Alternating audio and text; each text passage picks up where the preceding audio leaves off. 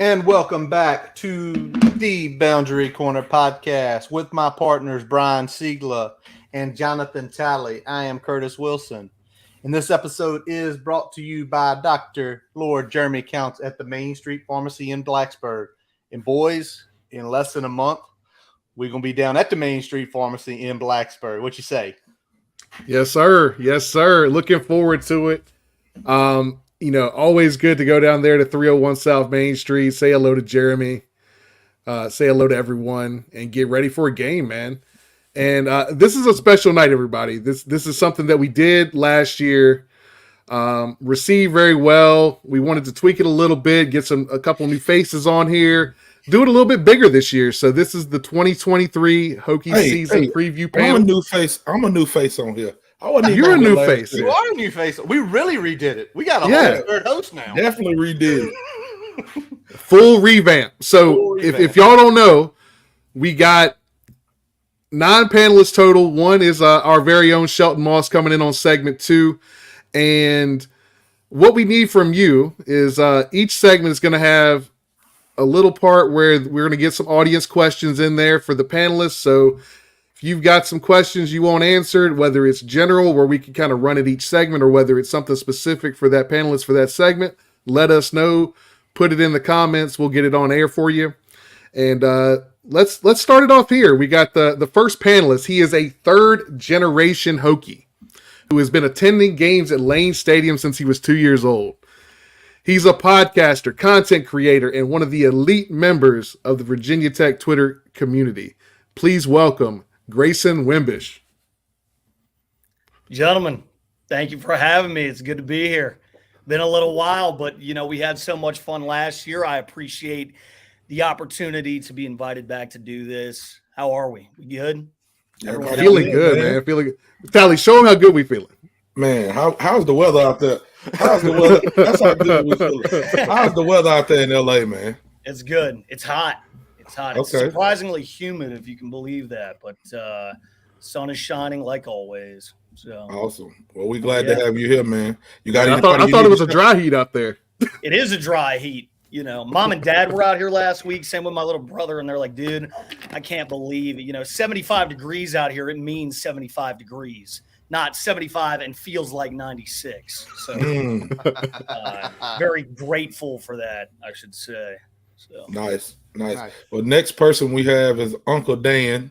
We have Dan Pultz coming in. Go ahead and bring my boy Dan in. Dan is the host of Tales from the Terrordome. He is your local PK's taste tester. He was the Cheetah Wings taste tester. coach liaison, Dan. How you feeling, man? Man, I'm good, bro. God damn, we are sexy. You know that? We're too sexy. I tell you, this is a good looking crew right here, man. Don't come in here. Television. Don't come in here with the weird shit. Don't you start today. No, man. How you living, Dan? Man, I'm good. I can't complain, bro. I'm fresh. I'm fresh off fan day weekend in Blacksburg, so just trying to keep it together. Did you go the whole weekend or just Sunday? Saturday and Sunday. I tied one on Saturday night, and then Sunday I went to FanFest. There we go. Very That's the way nice, to do it. Man, very nice. Well, we appreciate you having us, Dan. We know you've interviewed a lot of people in the last few months, so we got some good questions for you tonight. Now, our third panelist up in the first segment here, he's been in the VT podcast game a long time. He is the co-host of the Too Deep podcast. He is a Virginia Tech alumni and definitely a dedicated Hokies fan. Like to welcome on Pete B. Pete B, how you living today, man? What's up, fellas? Thanks for having me, guys. How you doing tonight, Pete? I feel good. I'm like Talley, man. I got a little drink in my hand, as I will be known to do on a podcast every now and again. Yes. Who would have I'm thought? not sure we all look good. Talley looks pretty. Maybe myself. I figured that, man. I tell Talley his hat game is so strong, man. None of us wear hats. Occasionally, you'll see Curtis with the hat, but Curtis takes the hat on and off so often. Moves, baby. Then it's you can't do it. You can't live. Yeah, I with went hatless tonight. Had to show off the hair, and I'm ready for this, dude. Let's get it going. Well, I got two things for you, Pete. Pete, before we get started. Number one, what are you drinking? Okay. It's an IPA. So, and that's not going to surprise anybody. Nope. It's a traditional. It's just a little Lawson sip of sunshine. You can grab this just about anywhere on the East Coast. Okay. But I'm feeling pretty good right now. All right, that's good. Sip of sunshine. I'm not sponsored by them. Pete said y'all got some good shit. If y'all want to go get sip of sunshine, go do it. Number two, I looked at a picture you put up. I don't know if it was your Avi or you just posted a picture. Wonderful looking picture. Everybody's out there. They got their maroon on. They got their orange on. Y'all got the big VT behind you. And then you got a dunce in the front with a big blue Delaware shirt on. Why y'all didn't get the man a VT shirt, man? Listen, that was an old picture. It was the day we played Delaware back in 2017. Okay. And we whooped them. I think we might have shut him out that day, but he went. That was a buddy of mine I'm from Delaware. So he came down to visit, go to the game. And there actually was a fair amount of Blue Hens visiting that day, but they were all very nice because they knew they were going to get their butts kicked. That was back when we could count on stuff like that. All right. I just want to see what was up with the Delaware shirt, but okay, perfect. Yeah, the Blue Hens do have a pretty good football following. Like they have a pretty solid fan base. So dedicated. They're traveling for that. All right, let's start it off here. So we'll go ahead and break it in there. We got the cordialities out the way here. So we're going to start with the question from my man Grayson. A whole lot of movement for the Hokies this offseason. 40% of that roster got flipped. Some solid pickups in both portal windows. Net positive coaching shuffle, I feel like. Best summer on the recruiting trail since probably 2017. A distinct lack of negative headlines of the turkey bacon persuasion. All that said, how are you feeling about the first full offseason for Coach Pryor and that staff? Thank you, Brian. This is a great question, and I will try and be as short-winded as possible. But long story short, I feel really good about this offseason, given the results of the 2022 football season. This staff is they're selling some level of a dream. The Hokies, as we all know, won 3 games in Coach Pryor's first year out. I think it's fair to say we all expected that. But this summer, man, Coach Pryor and his staff have gone out and gotten commitments from kids like Kalen Adams, Gabriel Williams, Gerard Johnson, and Chance Wiggins. What do I love about that specifically? Well, 2 of the names I just mentioned are 2 of the top 10 recruits in the Commonwealth of Virginia. And Adams and Johnson are both from Virginia Beach.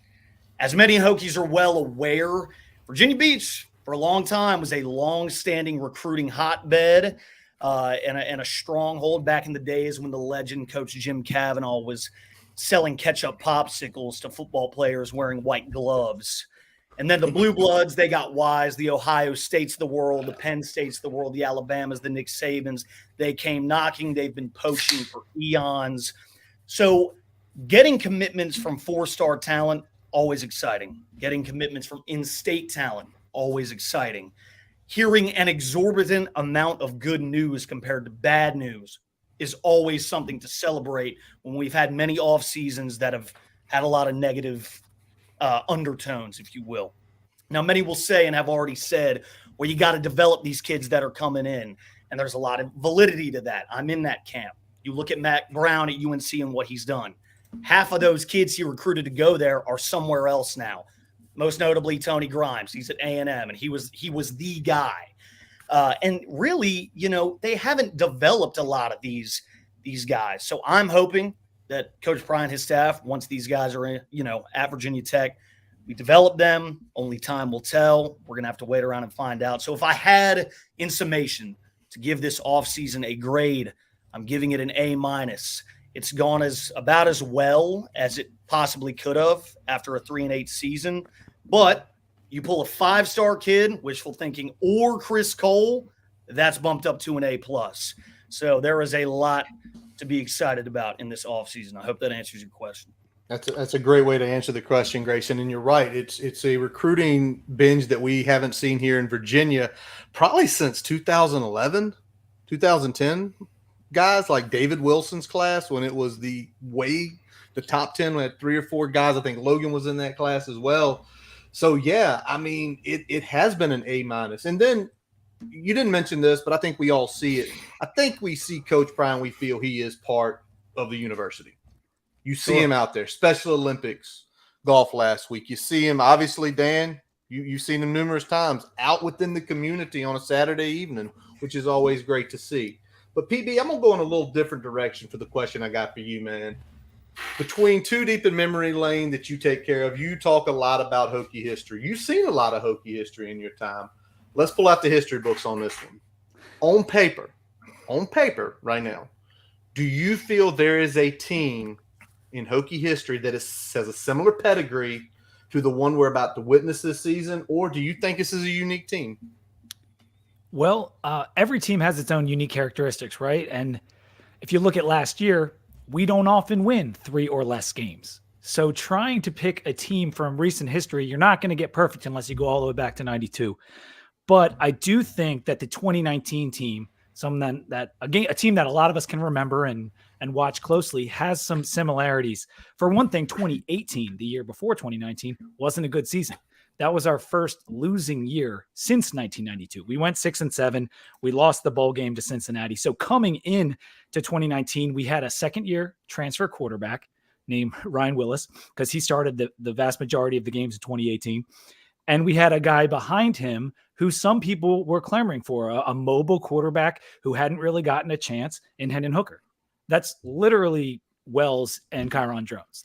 It's a very similar setup there. Then you factor in the receiver depth from that 2019 team. Trey Turner, Hazelton, Tavion Robinson, Grimsley. Let's go. The tight ends, Mitchell and Keene. I mean, that team had some really good receiving options, and we're hoping Jennings and Lane and Felton and Daquan Wright and Holloway. Gosh, now we're hoping those guys can be what the guys in 2019 were. Then look at the running back, Malachi and McLeese. McLeese was a guy who was slight, wasn't the biggest running back in the world, kind of struggled with injuries. And then in 2019, he went for 800 plus and had a really nice run during that year. So flipping to the defense, you'll remember Farley and Waller from that year. Great corners. Well, the strength of our defense is hopefully the secondary this year as well. You had good safeties, Diablo, Connor, and who was our third guy that year? Floyd, of course. And so we look at Stroman, we look at Peoples. There's a lot of similarities. Now, clearly, I want the pressure on the quarterback from the defensive line to be better this year than it was in 2019 because there was very few sacks. But for those reasons, I'm going to say the 2019 team. Grayson has a great deal of knowledge in this area as well, and I know you guys do too. I couldn't really think of anything, but I think for those reasons, there's a lot of corollaries to this year, especially with that quarterback. I also hope that our quarterback doesn't suck for the first 4 games this year. We all hope that. Please. I can't do it again like we saw at the start, especially the way it started last year. I can't do it anymore. I can't take it. We didn't. When you do your own thing, Pete, you can say that. on here, we ain't gonna even talk like that. All right, we ain't gonna even talk about the quarterback being the first 4 games. So I said, I hope he's not. Yeah, no, we don't even want to bring it up. We don't want to juju. I'm sorry. Listen, I hope great. that Grant Wells does well. How about that? No, man, awesome, man. But no, that I honestly, how you answered that question was awesome because I didn't even think about the similarities between the teams. And when you talk about the transfers coming in, like that's why we get smart people on here who know how to dig into stuff. Because people like me, I just go off the top, kind of like Dan. That's what he does. Dan goes down to Blacksburg. We know, Dan, you've been down there. You've built a lot of relationships. You pretty much are what Coach Pride preaches about. Coach Pride talks about the relationships. You've built some of those. You've been down. You've interviewed players. You've interviewed recruits. You've interviewed coaches. You've done a good job of that. We appreciate your content. We appreciate you having a good time and sharing that with us. But I will ask you, my question for you is, through that insight that you've got and through those relationships that you built, what gives you the warm and fuzzies about this season that's coming up? And also, do you feel any pause about maybe this season? Man, I would say I've been blessed to develop the relationships that I've developed. Probably learned that from my mom. She's always been a networking queen. So it's really about who you know, get you in a lot of rooms, and then they figure out what you know, and then you stay in those rooms, right? The coaching staff seems really excited about the athleticism on this team. I think we're more athletic at every position group now than we were last year, and I don't think it's close. Pause-wise, I would probably say what everyone else is saying, offensive line, not so much the defensive line, but you had Antoine Powell on one edge, and then you got a slew of others on the other edge. I like our chances of getting some pressure this year and creating some mistakes from the opposing quarterback instead of our own. But if the offensive line can answer the call, and I think we can because I met Ron Crook this past weekend, and, buddy, I'm a believer. That man is intense. He is 1,000% the epitome of an offensive line coach, and that man's ready to get nasty. Yeah, before we hit the go live button tonight, Dan was talking about, he's like, yeah, I talked to Crook, and he's like, Crook would be your type of guy. And I was like, all right. So yeah, it's good to hear that. I'd like to see a little bit more nasty on that offensive line. That's what I'm looking forward to seeing. And more consistent play. I know I've said it a lot, but I felt like last year line was thinking too much. Sometimes when you're thinking too much, your feet don't do what they need to do. And not trusting your eyes to get to your spot. Just go pinch some people's nuts. You and Dwight talked about it last night, Brian. Get a little You and Dwight talked about it last night. Y'all talked about it last night about playing line. You just should go hit somebody. Mm-hmm. Well, you got to be like Lincoln Hawk. You got to be able to take the hat and turn it around, and it's got to be that switch, and you become a fucking different person. That's what playing offensive line is about. All right. Well, we do got one from the chat. Let's throw that up there. Let's let these panelists decide what they feel about it. What worries you about the team? What excites you the most? And I'm keeping it open for the field. So that's from our buddy Delph out there. I'll throw it back to Grayson. Grayson, what worries you? What makes you excited? What worries me about this team? I think it's just not knowing going into the season who's going to be the starting quarterback. I think that's number one. Has Grant Wells shown stark improvement? What's the deal with drones? Who's going to march out onto the field against Old Dominion at 8 p.m. Eastern on September 2nd? And then what excites me is just the fact that it's a clean slate, and that, last season is behind us and there really is a chance to make stark improvements in 2023. I would say that is definitely what I'm most excited about, and I hope that we all see it. So, Pete, all right, Dan, what about you? The thing that excites me the most would probably be I really like that wide receiver core. The new additions, Fontel said on my pod, Tales from the Terrordome, check me out. But he said that the guys that were there last year, like Gosnell, Tucker Holloway, even Lofton, have really elevated their game as well. Really been putting in that work this offseason. And I think what worries me the most is health, depth. Can't afford to take too much hits, especially on the offensive line. At least where we're standing right now. I mean, we could have some hidden gems in the locker room we don't know about because we haven't seen it. But what we're looking at right now is we can't really afford to have anybody get truly banged up. All right. What you got, Pete? What's exciting you? What's making you worry? Well, the thing I've been excited about, and this has just pretty much happened since the start of fall camp, a little bit in the spring, is the defensive ends. Because as I said before, our pass rush we have not been Saxburg. We have not been the getting pressure on the QB, get the hurries, get the turnovers kind of team. And that starts at the defensive end position. But we've been hearing good stuff about Burgos, the McDaniel that's on the D line.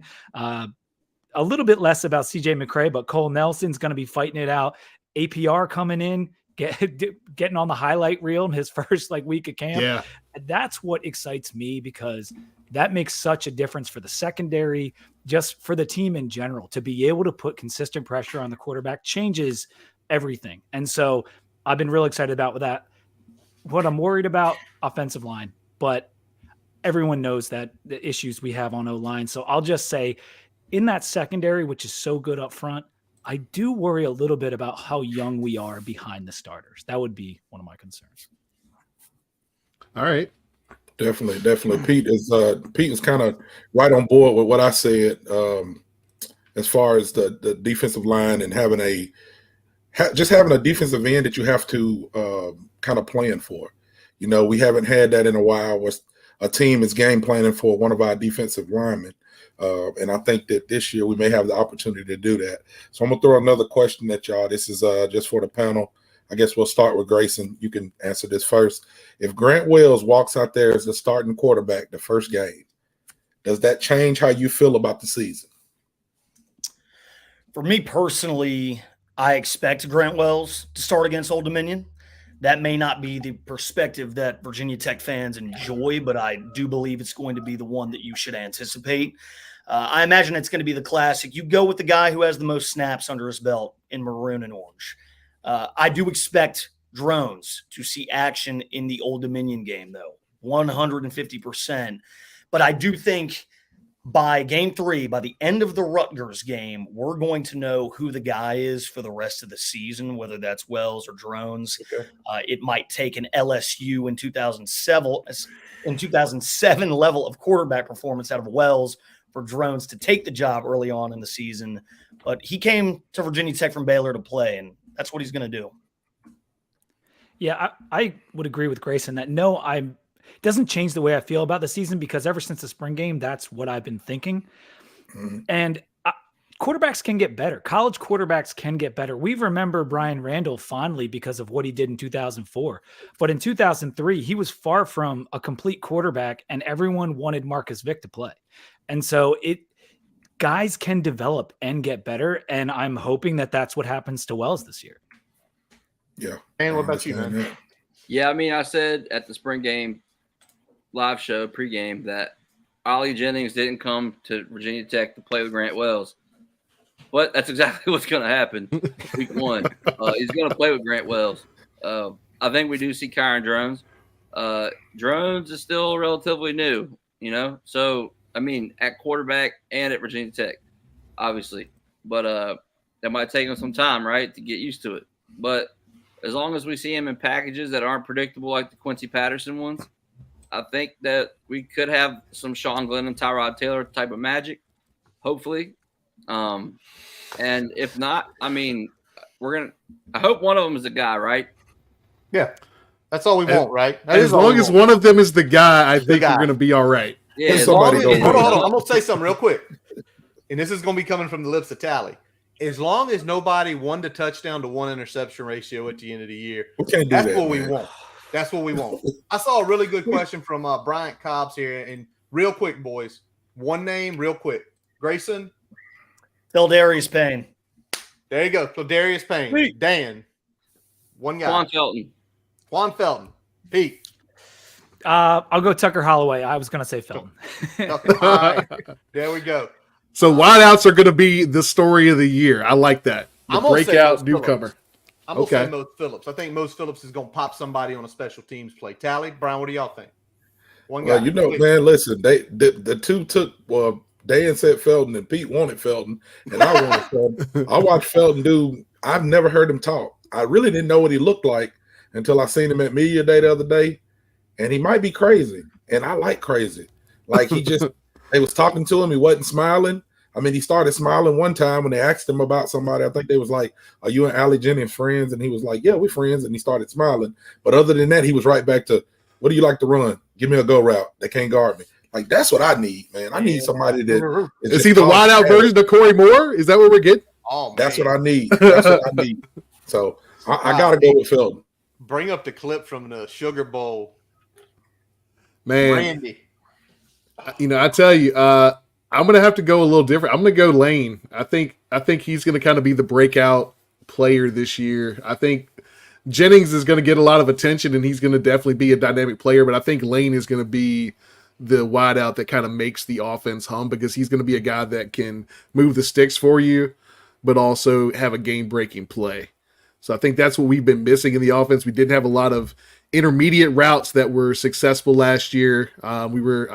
Shelton's coming on the next segment. He can tell you in the intermediate area of the field, we were probably one of the bottom Power 5 teams in the country last year. So a guy like Jalen Lane is going to help with that. 100%. So, I mean, I like all the names here because, it's not one room. We got a couple rooms. A couple of y'all wanted wide receivers, but we're seeing it all over. We think defensive line. We're thinking secondary. We're thinking wide receivers. But let me ask y'all this, because we're going to have to sit. We got to watch ODU. I know us three are going to be at Purdue. I think a couple of y'all are going to be there as well. But by the end of September, we're leaving Marshall. Where do you think we need to be in terms of both overall record and eye test, Pete? Overall record, I'll say 3-2, because that away game at Marshall just terrifies me so bad. And then we got Pitt. And I'm not saying we'd lose those games back to back, but overall, the Purdue game's not going to be that easy. Say what you want about Rutgers. It's on the road. It's their Scarlet Day. It would not be good to lose the game, but we could. Shiano has a tough defense up there. That game could be 13-10 or something. And so I'm going to say 3-2. And if it is 3-2, I will actually be all right with it, because that leaves you 7 games to potentially get 3 more wins to go to a bowl. And that's all I want this year. Dan? I'm going to go 4-1 through September, hopefully. I think we'll drop Pitt, but I'm hoping the others are a W. As far as when it comes to ODU, pardon my French, but any other result besides beating their fucking ass is not acceptable. They deserve to get stomped out. This is our state flagship program. Hudson Card, going to be great. Don't think it's going to be in week 2 and a new offense with a new coach and a new team.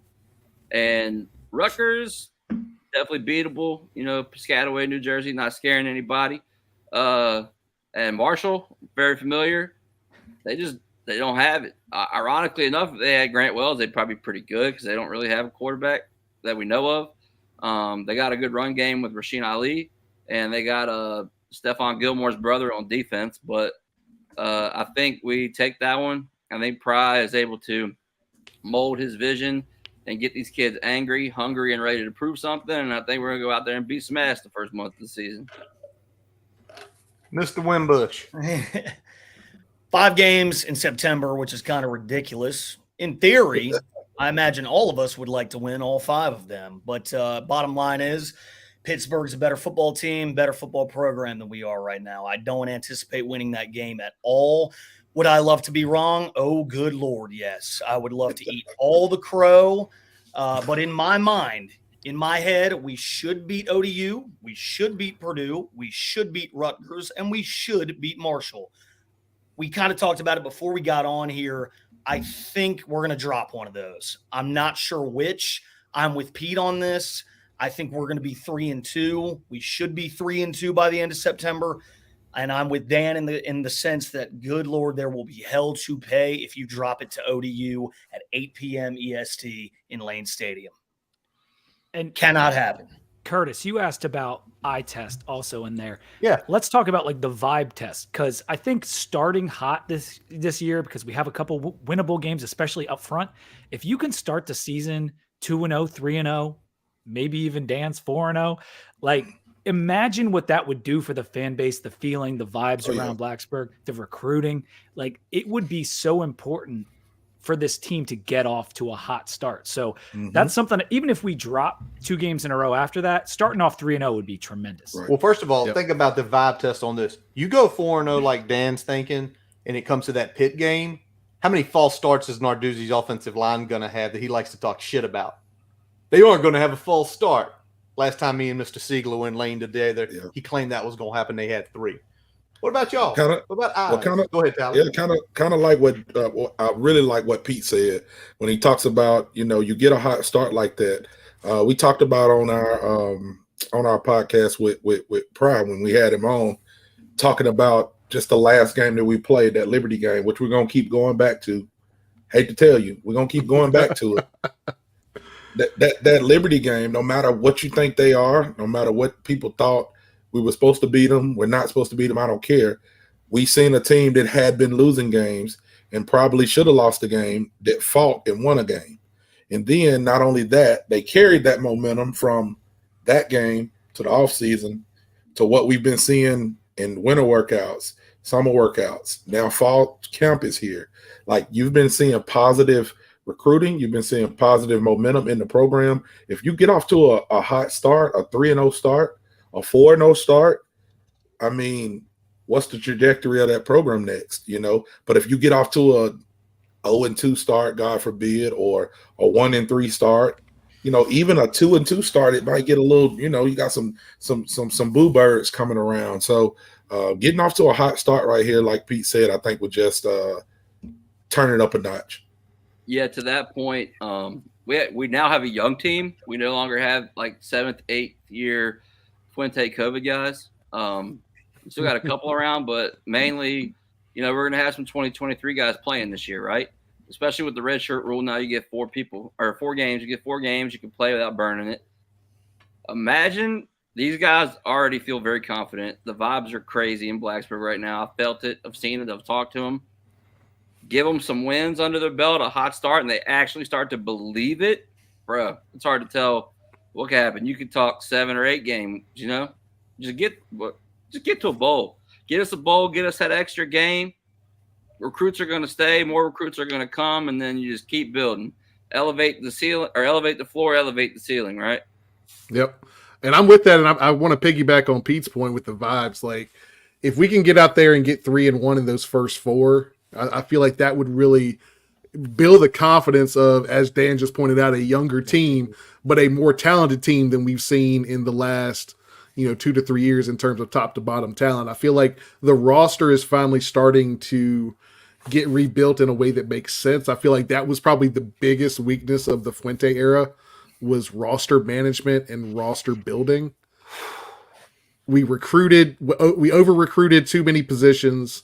We didn't backfill. We ran players off for one reason or another. Wait, you don't need 10 running backs? 14. 14 at one point. 14 scholarship running backs.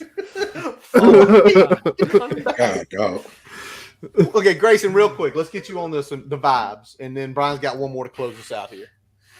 Yeah, I mean, September's going to set the tone. It's going to set the precedent for the rest of the season. We got a decent ACC schedule this year, but to Pete's point, it's September is the temperature. That's going to gauge the entire rest of the season. So we shall see. Beat ODU. Beat the shit out of them. There we go. Yeah, we got to go out there and make a statement that first game, because if you don't, that's when, we talk about vibes. If you go out there and you're in a hell game with ODU, Jesus Christ, please. That's not good vibes. All right, so before we close out this segment, there's lots of talk about Virginia Tech being back, right? Fuga even said it at ACC Media Day. I don't think this is the season that we see that as kind of a factor. But what do you expect to see this season that will show you glimpses or signs that we're on the right track to being back? And I'll let Grayson lead this one off. Sure. I want to see stark improvement at the quarterback position, and I want to see stark improvement in the defensive performances as a collective. Grant completed 196 passes on 332 attempts last year with a 59% completion rate and came in with the 97th ranked QBR in the country. Respectfully, that has to improve. Mm-hmm. I also want to see that our defenders are wrapping up, tackling below the waist, finishing plays, and swarming to the football. I want to see that our quarterback looks past his first read and makes smart decisions. I want to see those elements contribute to us finishing and winning football games. Those factors to Fuga, that will let me know that we are headed in the right direction as a football program. Those two Danimal, things, what you got? huge. I would say discipline, especially from the offensive line. Defensively, no offense to Keyshawn Artis, but last year when Dax wasn't on the field, felt like the defense was really lost. So I think that we're going to see multiple leaders on defense this year, multiple voices that can keep everybody corralled and focused on the goal. Quarterback play, don't turn the ball over, make smart decisions. Receivers, separation, I think we'll see that. I think we're going to see a crisper, more aggressive, more focused Hokie team, regardless of if the record shows it. I think that a couple of those games last year that really came down to, this play or that play, I think they're going to finish a few of those differently this year. And I think that they're going to look a lot different. We're going to be able to be proud of them regardless of the record at the end of the year. Yeah, I'll finish it off. Yeah, I need to see the toughness come back. And I don't just mean physically. I mean to be able to take a punch in a game, whether it's a fourth down conversion or a touchdown, a turnover, and then be able to bounce back. And that Talley mentioned it with the Liberty game. People want to knock the Liberty win. I was with friends that weekend. Everyone thought we were losing that game. And we battled and we battled and we battled. Okay, overcame adversity. We won the game. That's what I want to see. Overcoming adversity is something that this team, you can go back several years, and it's something we haven't dealt with well in game. So that's one thing, the toughness mentally and physically. And then defensively, I want to see aggression, some more blitzing, and turnovers. We have not been able to generate the turnovers. And so that's what lunch pail defense is all about. Fuga said the lunch pail's back. It's not back until we get some more turnovers going. All right. I agree with that, Pete. And before we close out this segment, this is just going to be a yes or no. This is a vibe check. We've already talked about vibe check a lot here. Vibe check. Is this Virginia Tech football team making a bowl this year? Pete? Yes. Dan? Yes. Yes. Grayson, what you got? Yes. Yes. I'm saying yes for everybody. Yes. For my sanity, yes. Yes. Well, I'll say, just to finish off with what you asked the question there, I mean, Pete pretty much hit the nail on the head talking about the toughness, talking about just seeing Virginia Tech getting back to Virginia Tech. And Virginia Tech is what I think about vintage Virginia Tech. It's not, everybody talks about the lunch pail. They talk about this. Like the game where Tyrod scored in the corner, he put his hand behind the head. Like, I want to see that Virginia Tech back. You know what I'm saying? I want to see Virginia Tech get that swag back. You know what I'm saying? Have some fun on the field. D-Hall picking one off, take it to the house. Hit them with a little shimmy. Do something. You know what I'm saying? We ain't West Virginia. We ain't fucking UVA. Like, we Virginia Tech. Go out there, swag it out, throw them orange jerseys on. Let's keep it moving. Y'all, by the way, when we were talking about going to the game, Talley kept talking about Purdue, and we agreed to it. Look, it's orange effect. What a shock that that's the game he's pushing us to. Just to keep the orange dust out of it, right? But before I wrap up, we don't need Smokegate. We don't need Smokegate, Lord. But I like what all y'all said. But Talley, you make a good point. It's the swagger. It's DBU. It is a lunch pail defense. It's popping some quarterback down and standing over him and saying, "You ain't doing shit in our house." And when we go to Rutgers, when we go to Marshall, Fuga taking it out to the center of the field, opening it up, ripping out a massive piece of turf and throwing it back in like the old days, right? Mm-hmm. Right? That's what we want. Dan, Grayson, Pete, fellas, I really appreciate y'all joining us tonight for the first segment here. Check them out. Check Grayson out on Twitter. Always some good content there. Check Dan out on Tales from the Terrordome, where you just dropped an interview with somebody, right? Yeah, Marcellus Barnes Jr. Marcellus Barnes Jr., the recent commit from Tennessee. And Pete B, you dropped one today too. Tell everybody who you got on the program, man. Yeah, it was Every Day Should Be Saturday. Spencer Hall himself was kind enough to spend just about 50 minutes or an hour with me and Robbie. And it was a great interview. We kind of went over everything ACC-wise, state of the program. He had some good perspective on Pry from a national scale. So check it out. But yeah, it was a great interview. Well, boys, again, we appreciate y'all joining us. Hopefully we run into all of y'all at some point in Blacksburg this season. And with that being said, we are going to take a quick pause, not only from our digital partner, but our primary sponsor, Main Street Pharmacy in Blacksburg. I can probably save you a lot of money, and I can take a lot better care of you. That's pretty much it. My name is Jeremy Counts, and I'm a pharmacist. I own and operate Main Street Pharmacy here in downtown Blacksburg. My brother's a pharmacist, I'm a pharmacist, my uncle's a pharmacist, my dad's a pharmacist. I remember he would give me M&Ms to count in little pill counters. It's just something I've always done, and I'm just lucky that what I know so well is something that I can do and feel good about it and give back to people. Pharmacies are your frontline defense. Pharmacy's job is to make sure you're getting optimal care for the lowest price possible.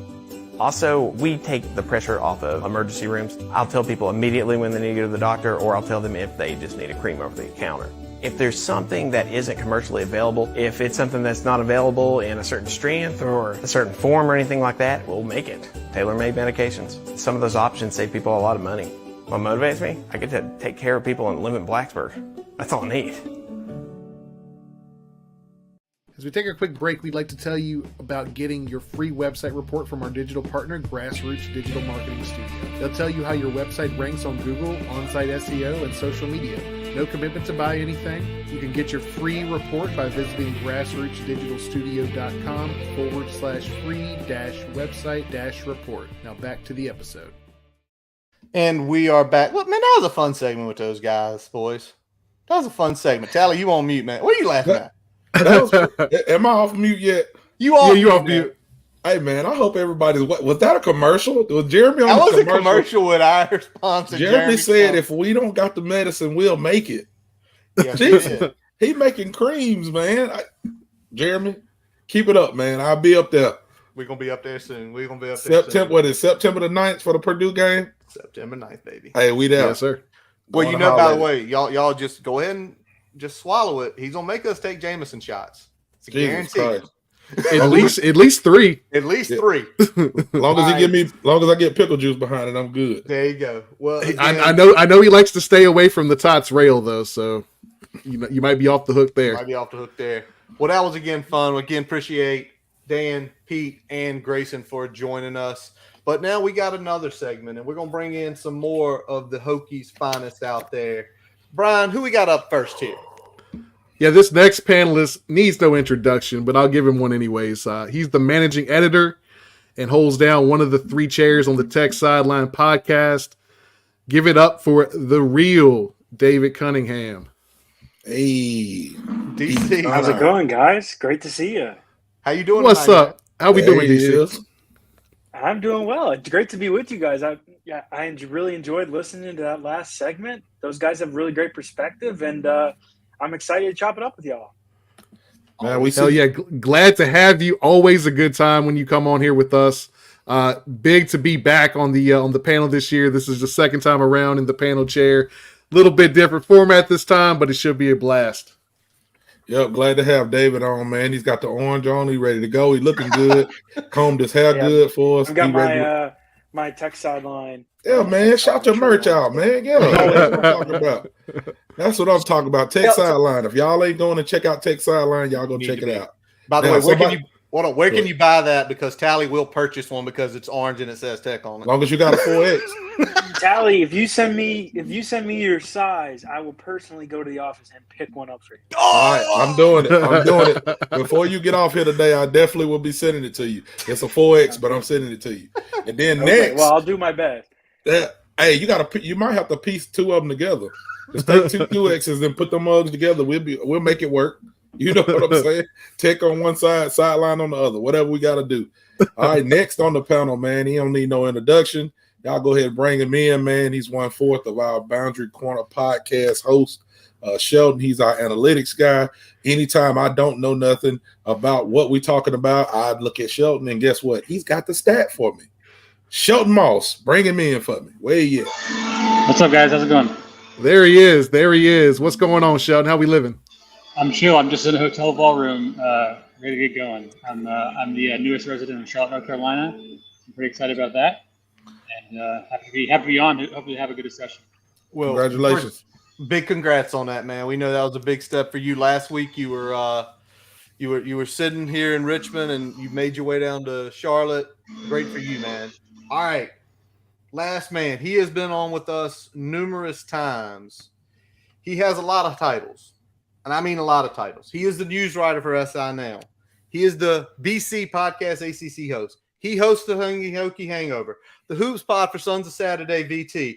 Also, check out his new page, CFB Filmed, which got me reminiscing numerous times about things.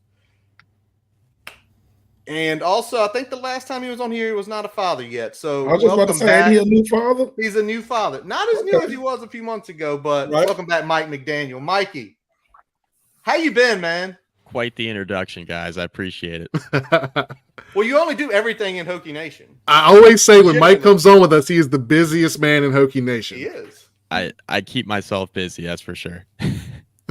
How's the baby, man? Last time me and you texted probably 3-4 months ago was keeping you up. Is it better now? Sleeping now. Yeah, hey, sleeping now. That's Finally. yeah, He's sleeping. Love to hear that. Once they get to that sleeping mode, dad duty gets a whole lot easier. Yeah, he's a good kid. We love him. He's having some ear infection issues, but he's doing a lot better now. So hold on. Mike said he's a good kid. We love him. If he was a bad kid, you wouldn't love him. Still love him. Would still love him. That's fair. I love that. All right, so I'm gonna lead this one off. I'm gonna pitch this one to David Cunningham first.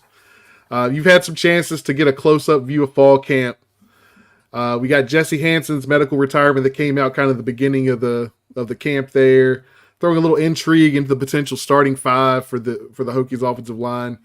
What we want to know, who has been the most consistent first-team offensive line unit that you and others at Tech Sideline have gotten to witness at practice so far?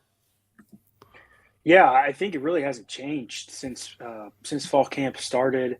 We're now entering the third week of fall camp. Mm-hmm. Tech's had probably 10 to 12 practices by now, maybe probably around 10. Yeah. And it's pretty much stayed the same. Again, it's a very young group, so that shouldn't be a big surprise. Xavier Chaplin's been at left tackle. Braylon Moore has been at left guard. Caden Moore's at center. Bob Schick has been the guy at right guard so far, and Parker Clemens is at right tackle. And Clayton Frady, I feel like, is kind of the sixth guy right now. He's been working at right guard, but he's also been working a little bit of left guard with that second team. I think the biggest surprise recently has been Brody Meadows, who was working at right guard with the second team after working at tackle. He's kind of a guy that's versatile, according to Brent Pry.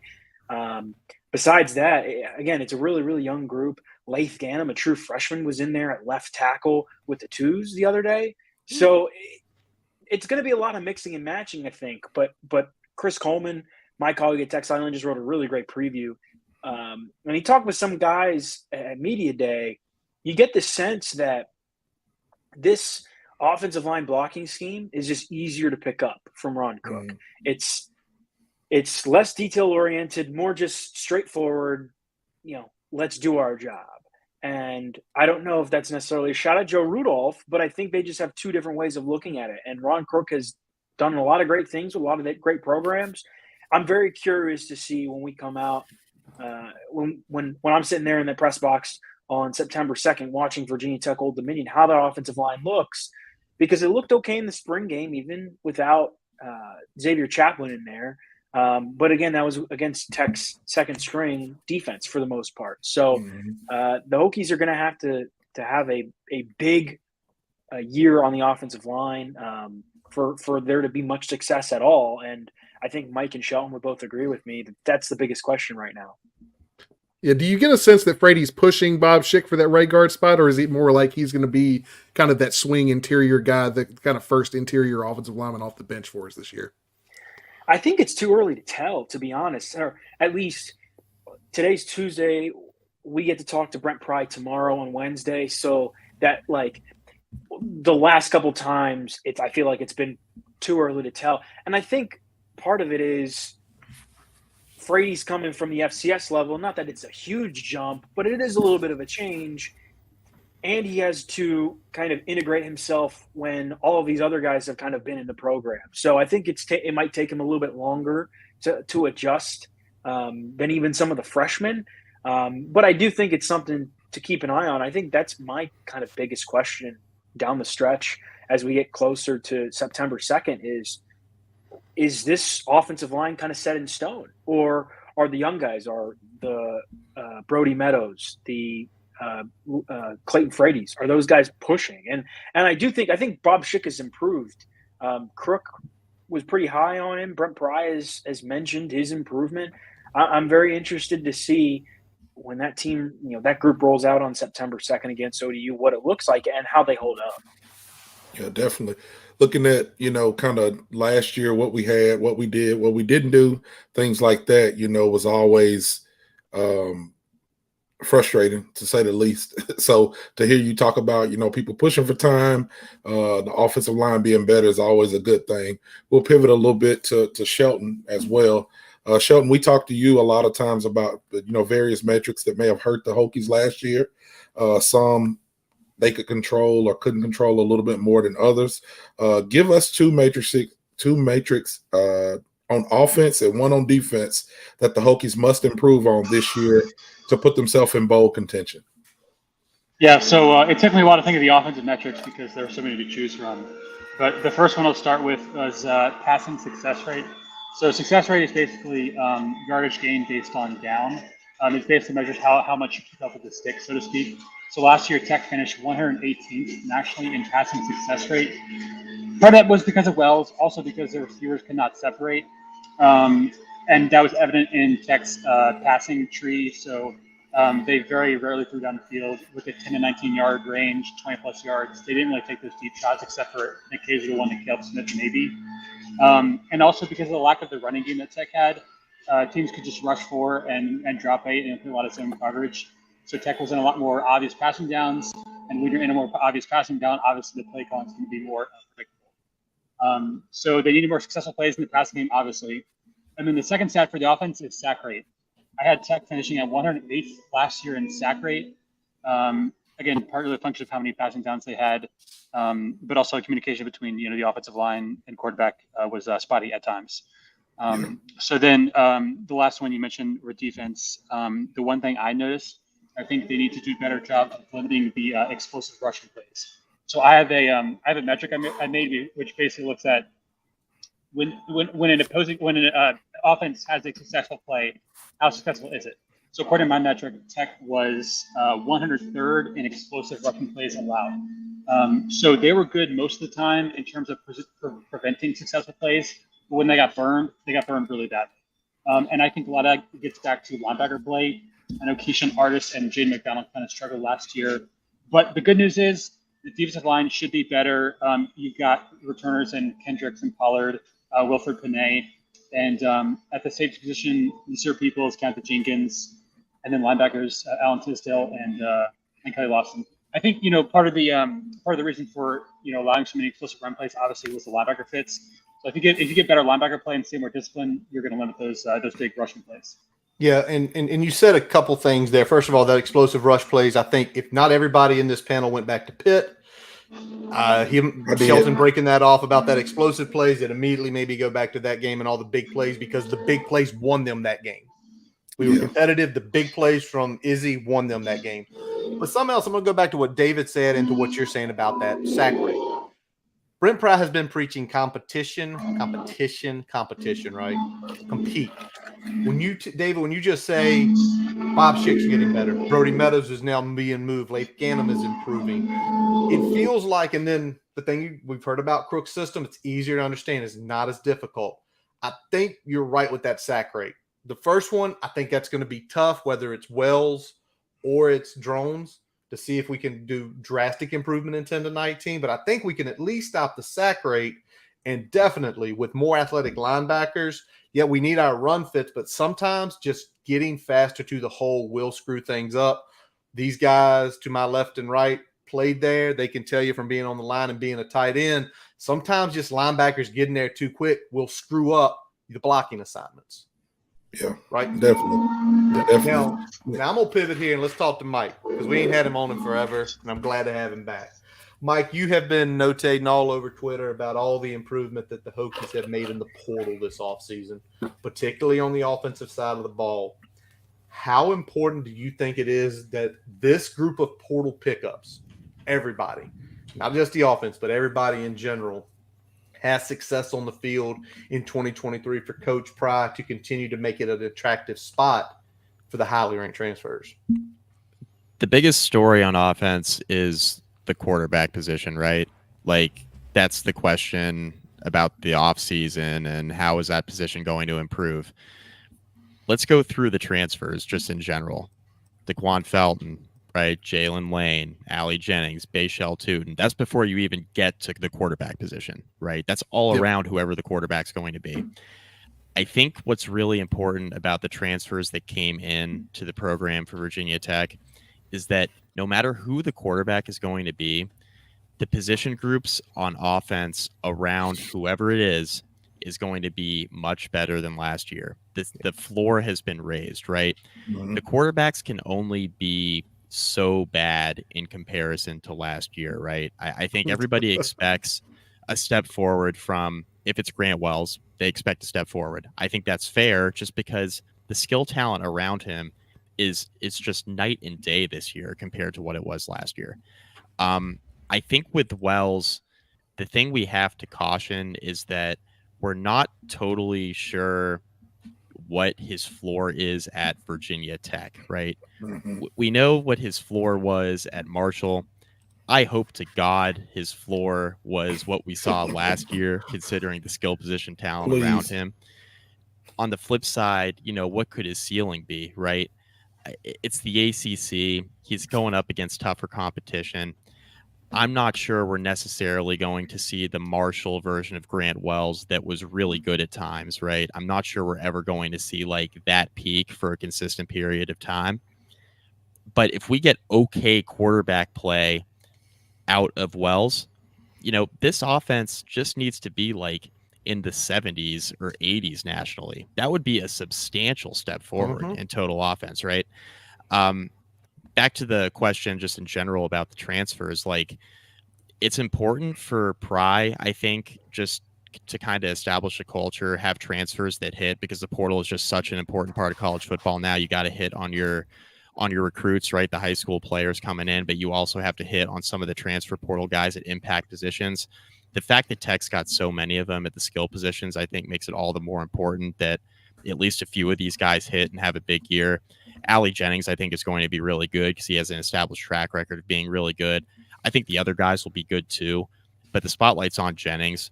Like, Tech was lacking a true number one receiver last year. Caleb Smith's a good player. He's not a number one receiver in the ACC. I think we can all agree. And that's not to take away from anything he did. He was very reliable for Tech last year. But the ceiling's been raised on offense just because of the skill guys that were brought in around whoever the quarterback is.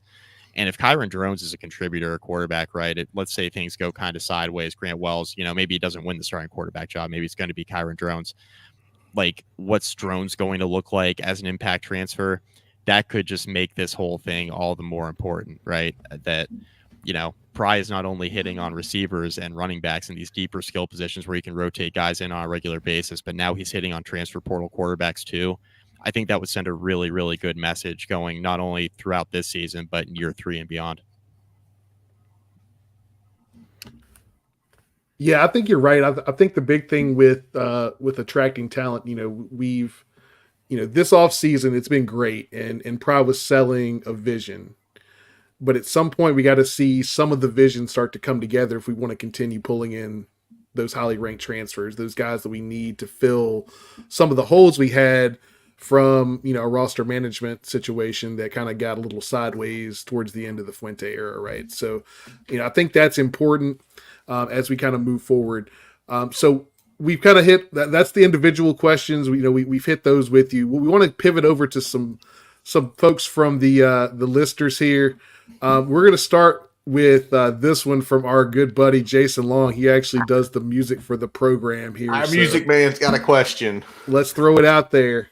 Let's pretend Virginia was cool with betting on in-state teams. What are some Virginia Tech football prop bets y'all could get behind? As Mike chuckles.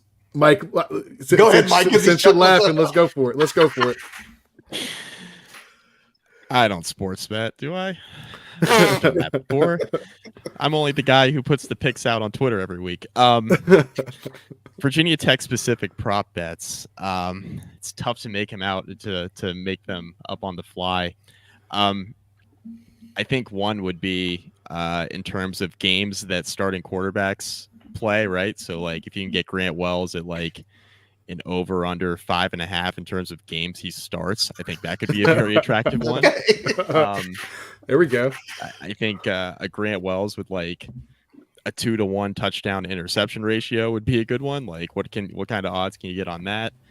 And then, I think the typical ones, right? Like one would be, this isn't a prop bet, but the win totals, like I'm looking at the Virginia Tech win totals, right around 5.5. Like, man, that sounds about right. I know people are optimistic Tech will make a bowl game, and I'm right there with you. If everything goes right, I think Tech does make a bowl game. But man, the over-unders on Tech win totals this year are pretty close to what I think is possible, and that's why you bet, right? Oh yeah, you better put your money. You better put your money on that over this year. It's over 5.5. Tally's feeling strong. Sheldon, what you got? 1 prop bet, 1-2 prop bet, you'd say. How about Grant Wells having a 300-yard passing game? Because he only had one last year, and that was against Wofford. Okay. So I feel like they're gonna get more passing yards. I don't know if they're gonna necessarily run the ball less, but that'd be an interesting one. All right, David. Yeah, well, I was about to look up what Grant Wells' season high against an FBS team was last year, just to give that context. So yeah, Sheldon's right. He threw for 314. He threw for 277 against Pitt. So with better options, that bet might be in play, Sheldon. I think it'd be interesting how many sacks does Antoine Powell-Ryland have? If you look at that DB room, Virginia Tech has to force a turnover issue this year. Virginia Tech has to force teams to turn the ball over. Tech was second to last, third to last in the FBS last year in just turnover margin. That has to get better. I'm very interested to see how, the group I'm most excited to watch this year is the defensive back room. You got Mansour Delane, Dorian Strong, and Derek Canteen, who, in my mind, I think Derek Canteen might be the second most important transfer portal pickup behind Antoine Powell-Ryland, because I think those two guys are going to impact Virginia Tech in incredible capacity. Now, I do think Ollie Jennings is going to have a great year, but it also helps that Hokies also brought in 2 other transfer portal wide receivers. But I'd throw a prop bet on who leads Virginia Tech in interceptions, because you've got 3 really good candidates. I also think, just for all the Cole Beck fans out there, you can say, how many hunts does Cole Beck down, or something like. I'm thinking about like false starts. False starts was obviously a big thing last year. How many games with multiple false start penalties does Virginia Tech have, right? I mean, that's obviously kind of a downer of a prop bet. But I think you could get behind it. I think there are a multitude of those that would be really, really interesting for people. All righty. Well, Jason, we hope you heard. Jason lives in Roanoke, so he could, I guess, technically drive to West Virginia and make the bet there and drive back. So if you take any of the bets, Mikey, Shelton, or David threw out here, throw them a little cash because they're going to be down your way. Brian, what you got next, man? Let's see here. Let's see. Let's go with this question here from the audience. Who are some non-starters at the beginning of the season that you think are kind of established starters by year's end? And let's start with David. We'll go back across the aisle this time. Okay, so I think this is interesting. I can't pinpoint it, but I would be tempted to bet that there will be an offensive lineman that did not start the season that will be a guaranteed starter at the end of the year. That's just the way it played out. And I think, unfortunately, when you look at it, Virginia Tech got really, really lucky with the injury bug last year. No injuries on the offensive line, and the offensive line was still that poor. I'm not saying something's going to happen, knock on wood, obviously, and Virginia Tech, again, escaped pretty well as far as injuries were concerned with that specific group last year. But I think one of the young guys, whether it be Laith Ganem or Brody Meadows or Johnny Garrett or Johnny Dixon, I think one of those guys on the offensive line, one of those true freshmen or redshirt freshmen, and that's another great question from Sam. Right now, I think Schick is the current guy, but that's kind of what I'm interested in, right? Could Brody Meadows become the guy at right guard? Be interesting. Or Clayton Freddie is obviously the guy who had the FCS All-American experience. But I think one of those guys on the offensive line, one of those true freshmen or redshirt freshmen, is going to solidify themselves as a starter at the end of the season. I don't know who it's going to be. And obviously you've got a guy like Parker Clements who's experienced. But what happens if something happens to Xavier Chaplin?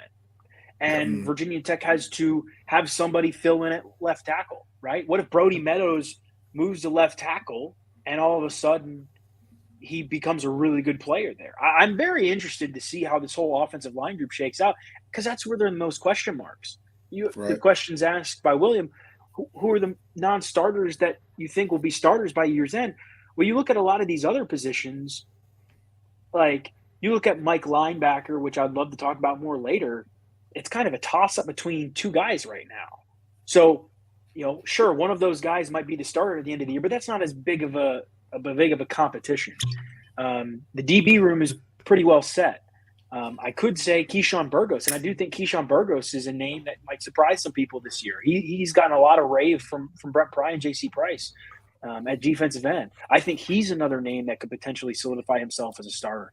But I don't know if there are too many of those guys because I think across the board, Virginia Tech is set okay for the most part as far as starters are concerned. I'm very interested to see how a lot of those battles for the two deep could work out, and I know we'll talk about that more later.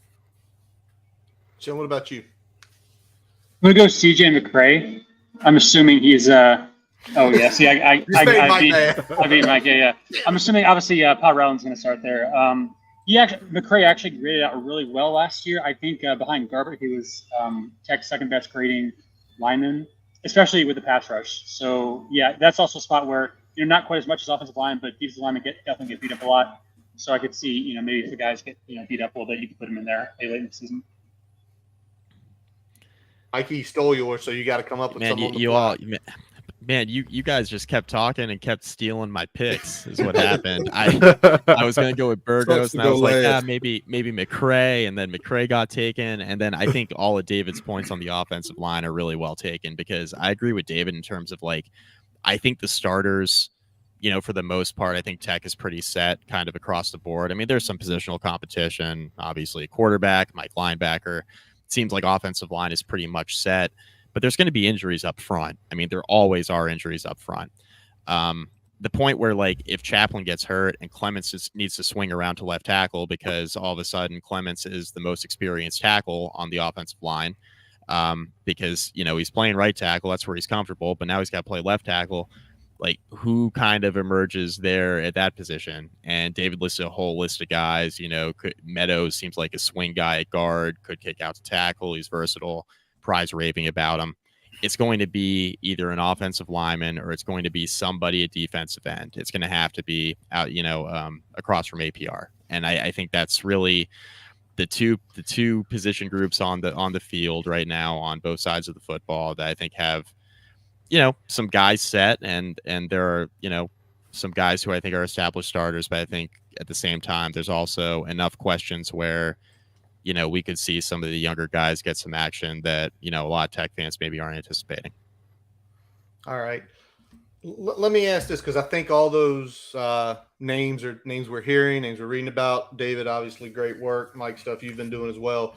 But I'm going to go to actually in-game. So at the beginning of the ACC play this year, we got Pitt, we got FSU, we got Wake Forest, and we got Syracuse. Which one of the games, Mike McDaniel, so they can't steal from you this time, do you consider those as a must-win in the middle stretch of the season, where 3 of those 4 are at Lane Stadium? Yeah, the answer is Pitt. The reason why the answer is Pitt is because, number one, Virginia Tech's going to be in a lot of recruiting battles with Pittsburgh as long as Brett Pry's the head coach. That's just a fact. Like, they're in the footprint. Pry's already trying to reach for recruits in that area. Pitt historically has gone after similar guys to Virginia Tech even before Pry got here. Pittsburgh is always a team that gives Virginia Tech a lot of trouble, especially at Heinz Field, but getting them at home, it's been a little bit more friendly to Virginia Tech over the last decade. I know, you know, recently it hasn't been great. You kind of have to go back a little bit to like 2019. That was a pretty big win there when Pitt came to Blacksburg. But, like, in my opinion, this Pittsburgh team is flying under the radar in the ACC. There are 3, you know, there are the 2 established teams at the top of the conference, right, in Clemson and Florida State on paper. Then there's a whole slew of teams kind of fighting for that 3rd spot in the ACC. Pittsburgh's a really attractive pick to me because Narduzzi's just established a really high floor with that football team. Like, they're always right around 7 wins. They've had back-to-back 9-win seasons. It's the only 2 they've had in the last 2 decades. They have a really good program there under Narduzzi now, and he's raised the profile of the program over the last couple seasons. And now they have a quarterback, you know, in Phil Dracovic, who, you know, hasn't been healthy, and we've seen both a good version of him and a bad version of him. But, you know, he's reuniting with an old offensive coordinator. He's from the Pittsburgh area. They have talent around him. They're replacing some talent at running back, but they do have some good young receivers. They're going to have a really good defense. That's going to be a really tough game in Blacksburg, and one that Virginia Tech, I think, may need to win to make a bowl game. Like, I think it could come down to that, because this September stretch, there are winnable games there. There are certainly questions around a lot of those teams in the month of September in the first 4 games. But there are 2 Big Ten teams on the schedule, too, that Virginia Tech doesn't see very often. One of them's on the road in Piscataway, and that's going to be a weird environment that Tech's going to go into with a bunch of young players. Weird game. Marshall's an experienced team with a good coach in Charles Huff. That's not going to be this, like, pushover game. Purdue's a year 1 situation. You get that in Blacksburg. But I just think that this Pittsburgh game could be gigantic, because I don't know how Tech looks in the first 4 games of the year. And I think it's, you know, how Tech comes out of September is going to be really important. It's going to dictate whether or not they make a bowl game. And that Pittsburgh game is kind of the last one there, where Tech's really going to need a good springboard into conference play, I think, to kind of, you know, accomplish what they want to accomplish this year as a team. I just think it's a really important game for a lot of reasons, and recruiting is at the top of that list. All right, Sheldon, what about you? I'm also going to say Pitt. The reality is they have been the 2nd best program in the ACC over the last 3 years behind Clemson. And I think winning that game would, first of all, kind of snap the monkey off their back, because Pitt has had their number by a lot over the past few seasons. And also because it would kind of show like Tech is a little bit back, you know, beating a program like that, kind of like Mike was saying. I don't know if it's going to impact recruiting, but it would definitely make me feel a lot more confident about the long-term trajectory of the program getting that win. David? Yeah, well, since they both said Pitt, I'll take a different approach. I think Syracuse could be really, really interesting. Now, this is not a great program up in Syracuse. It's a program that could go to a bowl game and had some success at times last year. We don't really know what it's going to look like. But think about these stakes, right? It's a Thursday night game on ESPN. This is the time to pitch your program. Yep. And I think as far as recruiting stakes, in terms of the Pitt rivalry are concerned, the Pitt game is huge. And just showing that you are back in terms of the ACC, right? We don't know how the first 4 games, like Mike said, are going to play out, but that Pitt game is a big way to. We're going to find out in that Pitt game. That Syracuse game, I'm really interested to see this because it's a Thursday night primetime game on ESPN. You can pitch your program. That is a selling point for recruiting, right? It's just like the West Virginia game last year. That is the perfect opportunity to sell your program. Now, that is down towards the bottom of that 4-game stretch. So the Hokies only have, 4 or 5 games after that. But that is a game that I think if Virginia Tech wins, I mean, off the top of your head, can any of you guys tell me the last time Virginia Tech won a Thursday night game? Was it Miami 16? Yeah, it was. Miami in 2016. So Virginia Tech has Tally played in attended. a couple of these moments. Virginia Tech has played in a couple of these moments in the last couple of years. Georgia Tech a couple of years ago had a lead and blew it. You even the non-Thursday night games, playing Notre Dame in primetime, something like that, right? Yep. Virginia Tech has had these moments and not taken advantage of them. You think back to West Virginia last year, the Hokies had an opportunity, and they got outplayed. If Virginia Tech, even though it's not a great Syracuse team, if the Hokies can come out and play well on a national stage, I think that does wonders as far as the eyeballs going to Virginia Tech. And it doesn't matter. Virginia Tech could have 3 wins at that point. But if you can win on a Thursday night and show that you are growing, and you guys all know it, pitch the home environment, pitch the Lane Stadium atmosphere, that is only going to drive up the program. And I think, again, Pitt was my first choice. I think Pitt is the logical answer, but I think Syracuse is another pretty interesting one that could have some big benefits if the Hokies can get that win. Before I let Tally ask this last question, I'm going to just officially announce here that this podcast is a Pitt hate podcast. So I get a lot of respect for what Narduzzi has done from a developmental standpoint. But I can't do it. I can't do it.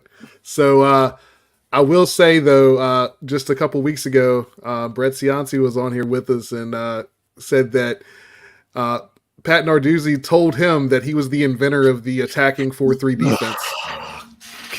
Arrogant prick. All right, Tally, fire away your last question, man.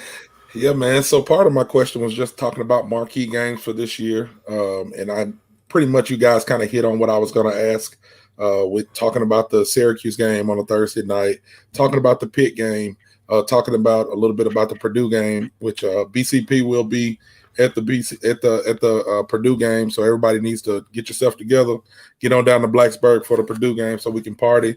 But a question that I'll ask all of you guys is, looking at all of us here, we pretty much study Virginia Tech and fantasize about what games we're going to. I'll ask you guys for future games, what do you guys have circled? What games are you guys kind of wanting to get to, just future games that the Hokies will be playing in? Shelton, you lead, man. Yeah, I'll go NC State. I think they are going to be the best team that Tech plays at home this year. I think they'll have a really good defense. They've got Brennan Armstrong. I think he'll bounce back. I don't know what happened last year at UVA. Well, we do know what happened last year at UVA. They obviously had a terrible offensive line, and I think he kind of got the yips. But they've got him. They've got Ane, their new OC from Syracuse. I think their offense might take a little bit to click, but they'll get it going soon. So I think NC State's probably going to be the marquee matchup that Tech fans will see in Lane Stadium this year. David?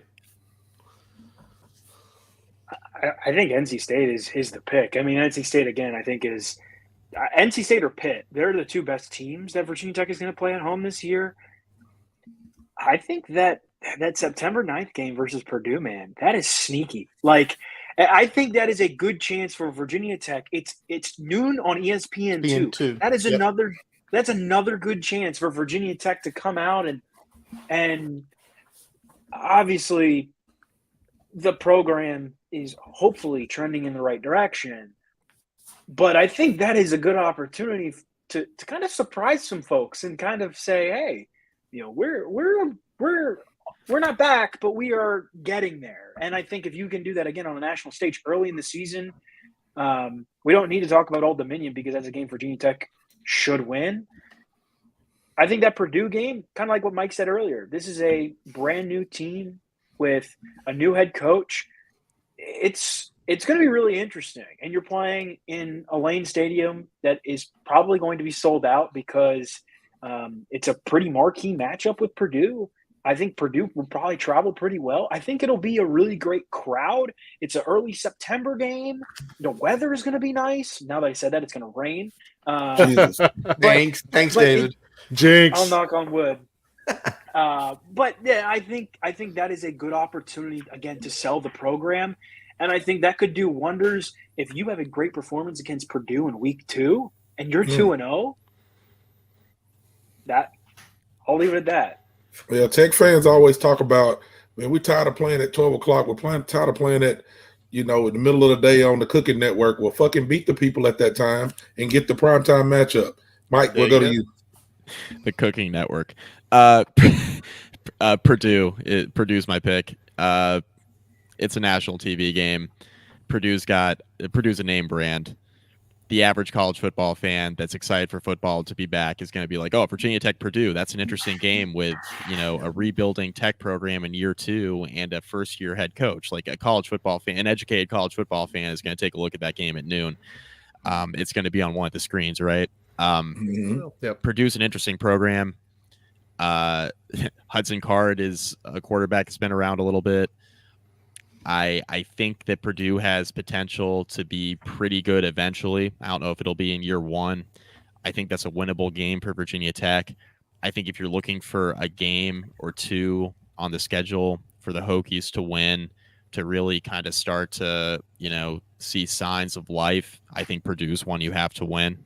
To really be like, all right, this rebuild is finally getting a little bit of traction. You got to start winning some of the games that maybe you're not supposed to win, but like not only those, but maybe some of these like toss-up 50-50 games. Purdue's going to be one of the several toss-up 50-50 games on the schedule. It's an early season game. I think Purdue's the pick. NC State, point well taken. They're going to be pretty good. Brennan Armstrong reuniting with an eye. November, it's at home. Senior day. The Hokies could be battling for a bowl game. Yep. That could be a gigantic game.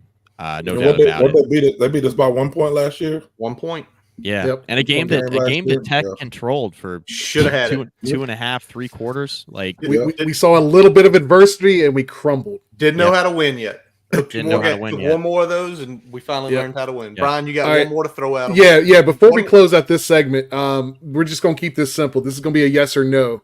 Yes or no, will the Hokies make a bowl in 2023? Mike, what you got? I'm smiling because I know David's answer already.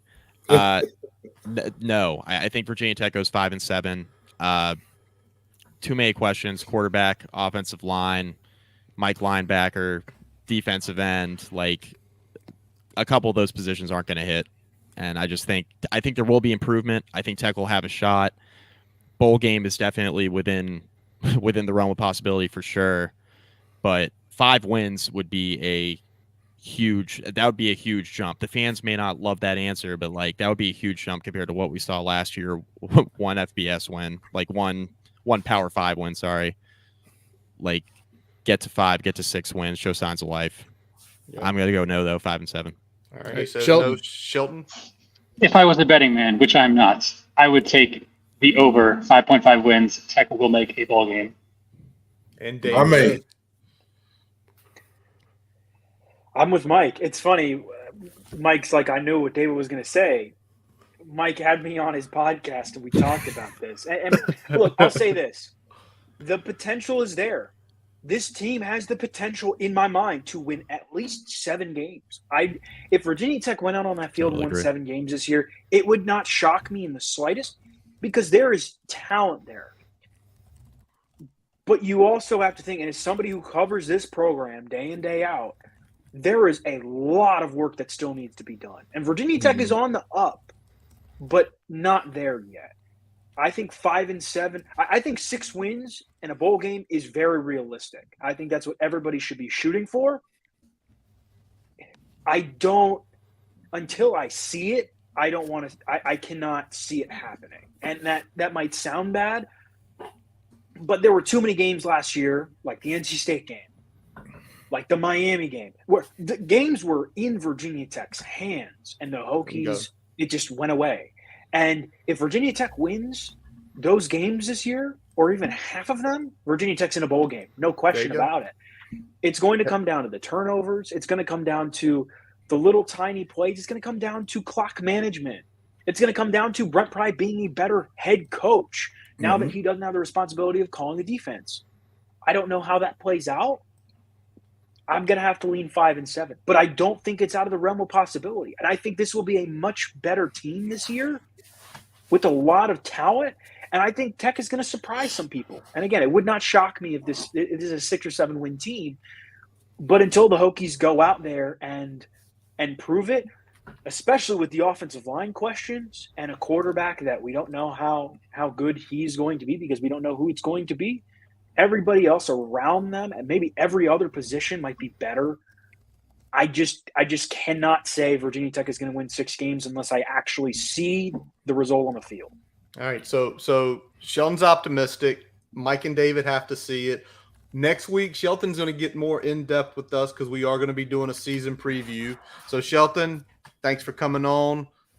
Get away from the vacuum cleaning person back there. Mike and David, boys, as always, great having you guys come on with us. We really appreciate it. Check out Mike over at Hokie Hangover amongst the other 10,000 things he does. And always check out David Cunningham along with Andy and Chris over at Tech Sideline. You guys are doing a bang-up job this fall, man. Appreciate it, boys. And we're going to go to a little clip of what's been going on the Boundary Corner podcast up to today.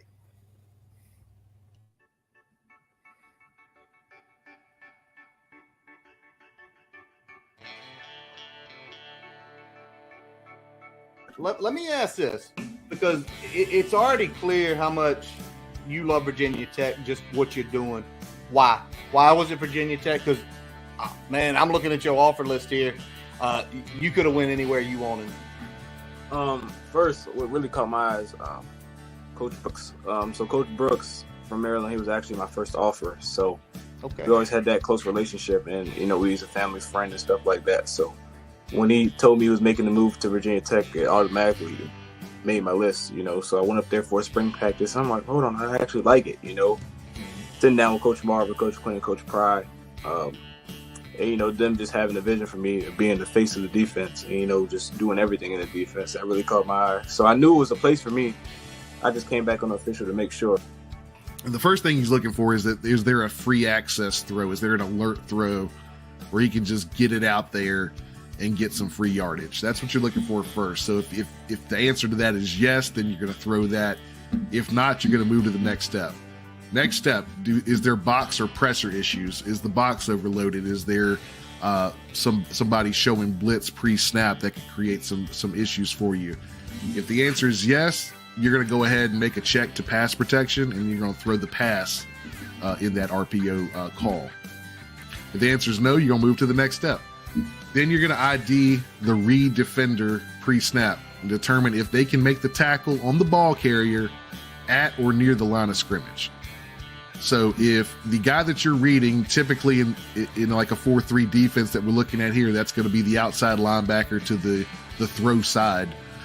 If that guy can come up and make a play near or at the line of scrimmage, then you're gonna go with the pass. So if the answer is yes, you're gonna make a perimeter throw or a pitch, whichever the play call is. And if he's kind of outside the box, he's playing that pass leverage, then you're going to go with that middle run or dive. And I said, it's my job as the head coach to make this the most competitive roster in the country. That's my job. If I'm not doing that, I'm failing everybody in here. We all want to win a championship. Yep. The fans, the administration, the staff, the families, the players, the lettermen. So to do that, the roster has to be as competitive as we can be. I tell them, I told them, I'm bringing somebody in to take your job. That's what I'm doing. So you better be on your toes. That's as real as it gets.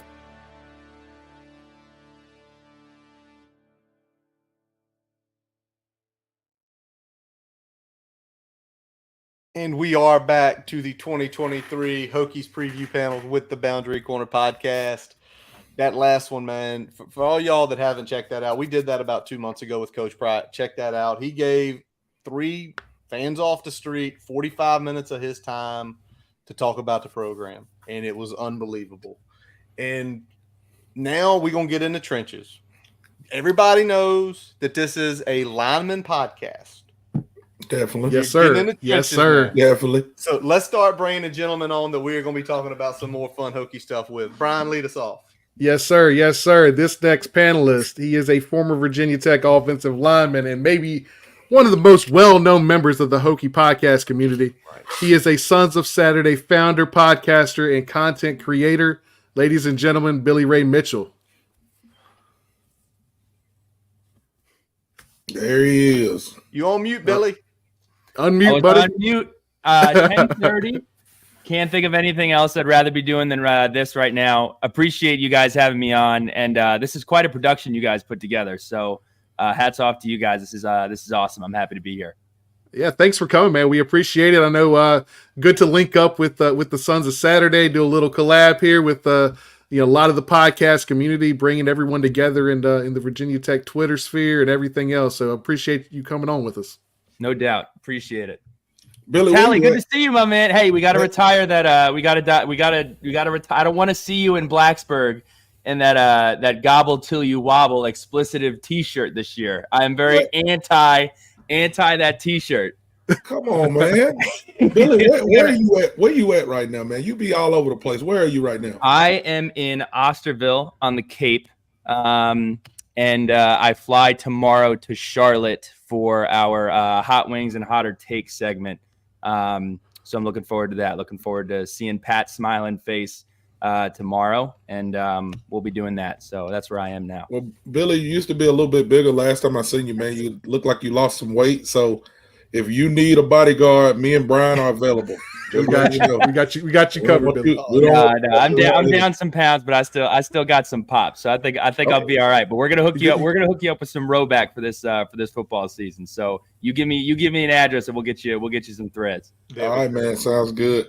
Well, next, man, we appreciate Billy being on. Next, we want to bring on Mr. Luther Maddy. He needs no introduction. He's a little bit younger than us. So all you young people who are on the show, I don't want to hear you talking about you don't know this person. I mean, he was there in about 2012, 2013. I know he was an all ACC performer on the defensive line. I think he was an Iron Hokie, Mr. Everything. Luther Maddy, bring him in for me. Luther, how we doing tonight? What's going on, boys? How y'all doing? Had to take me a little energy drink, man. I was asleep there for a second. Oh man, we were saving the best for last, man. Saving the best for last. I'm making notes over here. Guys. We are happy to have you here. I know you did Mad Assist earlier this year. I looked over that a little while ago. Great thing you do down the city because you're in the Hill City, right? You're in Lynchburg, still correct? Yeah, I'm in good old Lynchburg, man. About 2 hours to Blacksburg. Yeah. Yeah. About an hour north of where me and Brian grew up, man. So it's good to see you still doing that. It's great to have you on because I go back. I mean, all of us here. I mean, you and Billy Ray about the same time in school. I know he's a little younger than you, but I remember watching you play at Lane Stadium on the Worsham Field when I was a little bit younger. So it's awesome to have you on, man. And we appreciate you taking the time tonight. Yeah, and Talley say that because I feel old as hell, especially when I get up in the morning. I feel like I'm about 55. You know what I'm talking about, right, Billy? Like those knees. But yeah, like I'm going to be here and talk to you guys tonight. Football years go a lot longer than the regular years, so takes a little bit more off of you. Got your agent in dog years. Agent in dog years, Lord have mercy. All right, well, the last gentleman we are bringing on tonight, he has been with us numerous times, and last night we got to join on him on his podcast. He is a graduate of Virginia Tech University. He was an all-conference. He was a team captain on the offensive line. He is the founder of Vicktory Life LLC. Offensive guard, Mr. Dwight Vick. Brother, good to have you on again. Good to see you again. Yo, what's up, man? Didn't I just see you guys last night? Yeah, we were at the bottom of the screen last night. Now you're at the bottom of the screen. Yeah, you're at the bottom tonight. All right. I'll take that, man. Yo, you got us on this TNT Lakers versus Spurs schedule. The 10:30 joint, man. My wife was like, "Who are you talking to upstairs?" I said, "My guys from last night." You know what I'm saying? So, we made you run. We made you run late last night. We held you up tonight. I mean, we just costing you some sleep. It's all good, man. I didn't even realize, because we were in that big chat. You guys got my man Billy up here and Luther. This is gonna be great, man. What's up, fellas? Hey, chilling, man. Hey, don't get in trouble now, Dwight. Your wife saying who you talking to. Don't get in trouble. No, man. I'm a veteran. I'm the OG, man. I know not how to get in trouble. I know what to do. I can school y'all. I can school y'all on that. I believe that. Well, fellas, we got a lot of good questions to ask y'all. We've got some stuff from the comments we're definitely going to drag for y'all to answer. But, Brian, you fire it off first, man. Yeah, I mean, we already talked about it. We're a lineman podcast here. Let's speak specifically about the offensive line. And, Billy, this is for you. This line struggled mightily in all phases most of last year, from discipline to assignments, everything in between. Heading into 2023, what, if anything, has changed for this group that kind of gives you optimism to see some significant improvement? Okay, so we're going to talk a little bit about the group, and then I'm going to do a little bit of a frequency hop, but bear with me. I'm going to tie it back. So 2023, it's looking like Brody Meadows, Braylon Moore, Caden Moore, Bob Schlick, and Parker Clements. Every single person backing up that group is a freshman or a sophomore, with the exception of Clayton Frady, who's likely going to be the sixth man. You look at Caden Moore, he's 2 years removed from being a freshman All-American. For me, what changed about the team that gives me optimism is our running back room. You guys mentioned it on I believe it was 1 or 2 segments ago, how we used to have 14 or 16 running backs on the team, but the room was primarily filled with guys who you weren't going to see playing running back. You were going to see him running down the field on punt. You're going to see him running down the field on kick return, running down the field on kickoff. And outside of the team that we had with Raheem Blackshear and Khalil Herbert, I can't remember a time that we've seen a room so deep. If you go ahead and you look at kind of the 4 that I think are going to get the most carries, you got Malachi Thomas, who, when healthy, is a complete stud. He's averaging 4.5 yards per carry. He came in at 6 foot 180 when we were watching him in the Syracuse game in those throwback uniforms, and he looked super scrawny. You're like, I don't know about this guy, but he sticks his face in there on blitz protection, and he played his tail off. He's listed at 206 now. You look at Bashal Tootin. He was an 1,000-yard rusher last year at NCA&T. And look, I get it. It's a different division. Did that really matter for Brock Hoffman? Did that really matter for Justice Reed? And also, Tootin went for 130 yards versus Duke, and they're playing inferior competition, but he's also rushing behind inferior blocking as well at NCA&T. And then Chance Black. I'm just telling you, it's been a little bit of a wait. If you're sleeping on Chance Black, you got to sleep with one eye open. I think this guy is going to be an absolute stud. He's super athletic. He hasn't really gotten the chance, but when he's got it on the field, super athletic, game-breaking speed. I'm excited to see him. And then you have Bryce Duke, who's a youngster with great size, who only got better during the offseason. Last year, we averaged 110 yards per game. I'm going to repeat that. We averaged 110 yards per game rushing the football. Jesus. And there, I do not see that happening again. Bashal Tootin averaged more rushing yards as an individual than we averaged as a team. Yikes. So, David mentioned this in the previous segment. I think Coach Crook has really simplified the scheme, has simplified the responsibilities, is probably on a bit of the same wavelength from scheme as Coach Bowen is. So I think if we can be technically sound, we know what our responsibilities are, cut out the pre-snap penalties and understand what we need to do and give the running backs a chance, I really think this unit can be okay. I really think that we have enough talented backs where if we can get them to the second level, there's enough talent there that this unit can be a lot better than they were last year. Yeah, I definitely agree with that. Definitely agree with what you're saying when you talk about the running back room, when you talk about the line. I mean, 110 yards last year as a team, pitiful. That's all I can say. Can't do that. You can't do it and win. No, you can do it, but you ain't gonna do it and win. You ain't gonna win a lot of games. You're not gonna win a lot of games, but we're gonna kind of pivot a little bit. And this question is gonna be for Luther. Just talking about the defensive line a little bit. And the defensive line this year is a little, it's a little bit different. We got a good mix or odd mix, I'll say, of veterans and up and comers as well as transfers. Coach Price identified, getting after the passer as a point of emphasis that he's had this offseason. How do you think this mix of talent will handle the task of getting after the passer in 2023? Yeah, it's funny, right? It's been quite a while since Tech has had like a real, I feel like, elite rusher. I mean, Garbert was my guy. He was a pretty good rusher last year, don't get me wrong. But I'm talking about a guy that you just fears, 3rd and 8, right before the half, 2-minute drill. Somebody you just fears to get after the quarterback. So I think it's been a while since we had somebody quite like that to rush the quarterback. But the top 3 guys is probably going to be CJ McCray, Cole Nelson, and then the transfer Antoine Powell-Ryland. And as far as who's a better player and all that good stuff, they're all fairly similar in size, about 6'3"-ish, between 240 and 250. But I think that Powell-Ryland has a bit more twitch in that group, right? Like he knows how to bend a corner, turn that toe, and get to the quarter and actually finish. He has more arsenal as far as moves. He could do an inside and out. He could do a nice spin move. Things that Billy probably practice every now and again. So I think, he probably has the most potential out of that group.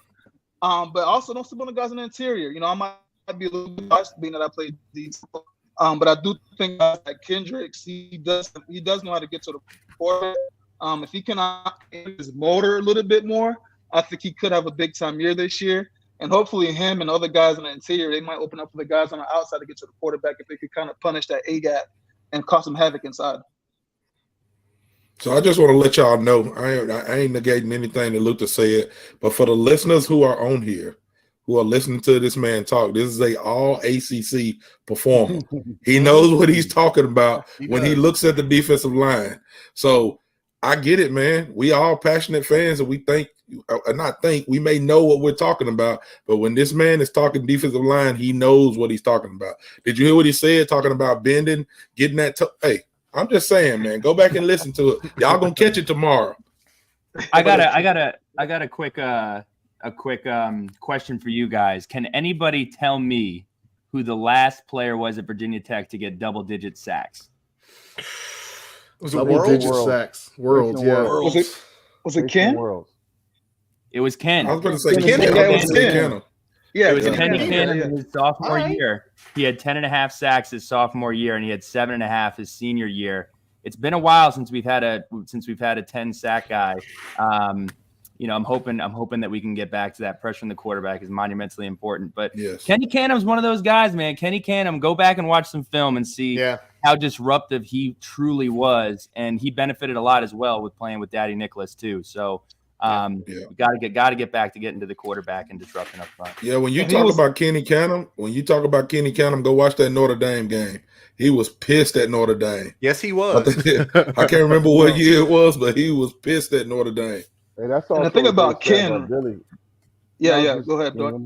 No, I was just gonna say, man, that's actually a great stat, great Hokie trivia, Billy too, because he's also one of those guys that you hear me always say, and you see me tweet about. He's a Virginia Tech guy, like Luther Maddy is, like Jonathan McLaughlin. Those guys, especially Ken, he was on that Centerville State Championship team that beat Oscar Smith at UVA. They destroyed Oscar Smith. That Oscar Smith team featured J.C. Coleman, the receiver that was a 4-star. They also had Andrew Brown, who was a National Gatorade Player of the Year, and they had another great player. They were loaded with Josh Sweat, who went to Florida State. And Kenyon Canham that day was the best player on the field. Yes, he was. And to the national media, he was unknown, but he goes to Virginia Tech and does what Billy said. So shout out to Ken. That was a great stat. Look at Ben coming on y'all show. Billy, I like that. Look at that. I like what Luther's saying, though, about the interior, because this is my view when I see it. We talk about APO. We talk about that bend, right? I think there is going to be so much focused attention on him. The other guys have to eat. There's going to be those opportunities one-on-one. There's going to be some opportunities on the A-gap, like you talked about Kendricks there, Luther. So there are going to be opportunities, but the focus is going to be on him. So we're expecting. We want 10 sacks. We'd love to have somebody, but he's going to get the focus. Now, if he's dominating the doubles, watch out, because the rest of the line will eat. Mr. Vick, I got to ask you a question next, my friend. This staff, obviously, we've got numerous Hokie alumni on board. You got Gavea Winslow as an analyst. We got X as an analyst, but there are two of your brothers especially that are sitting in the coaching chairs right now. And that'd be, Pearson Fralou, J.C. Price.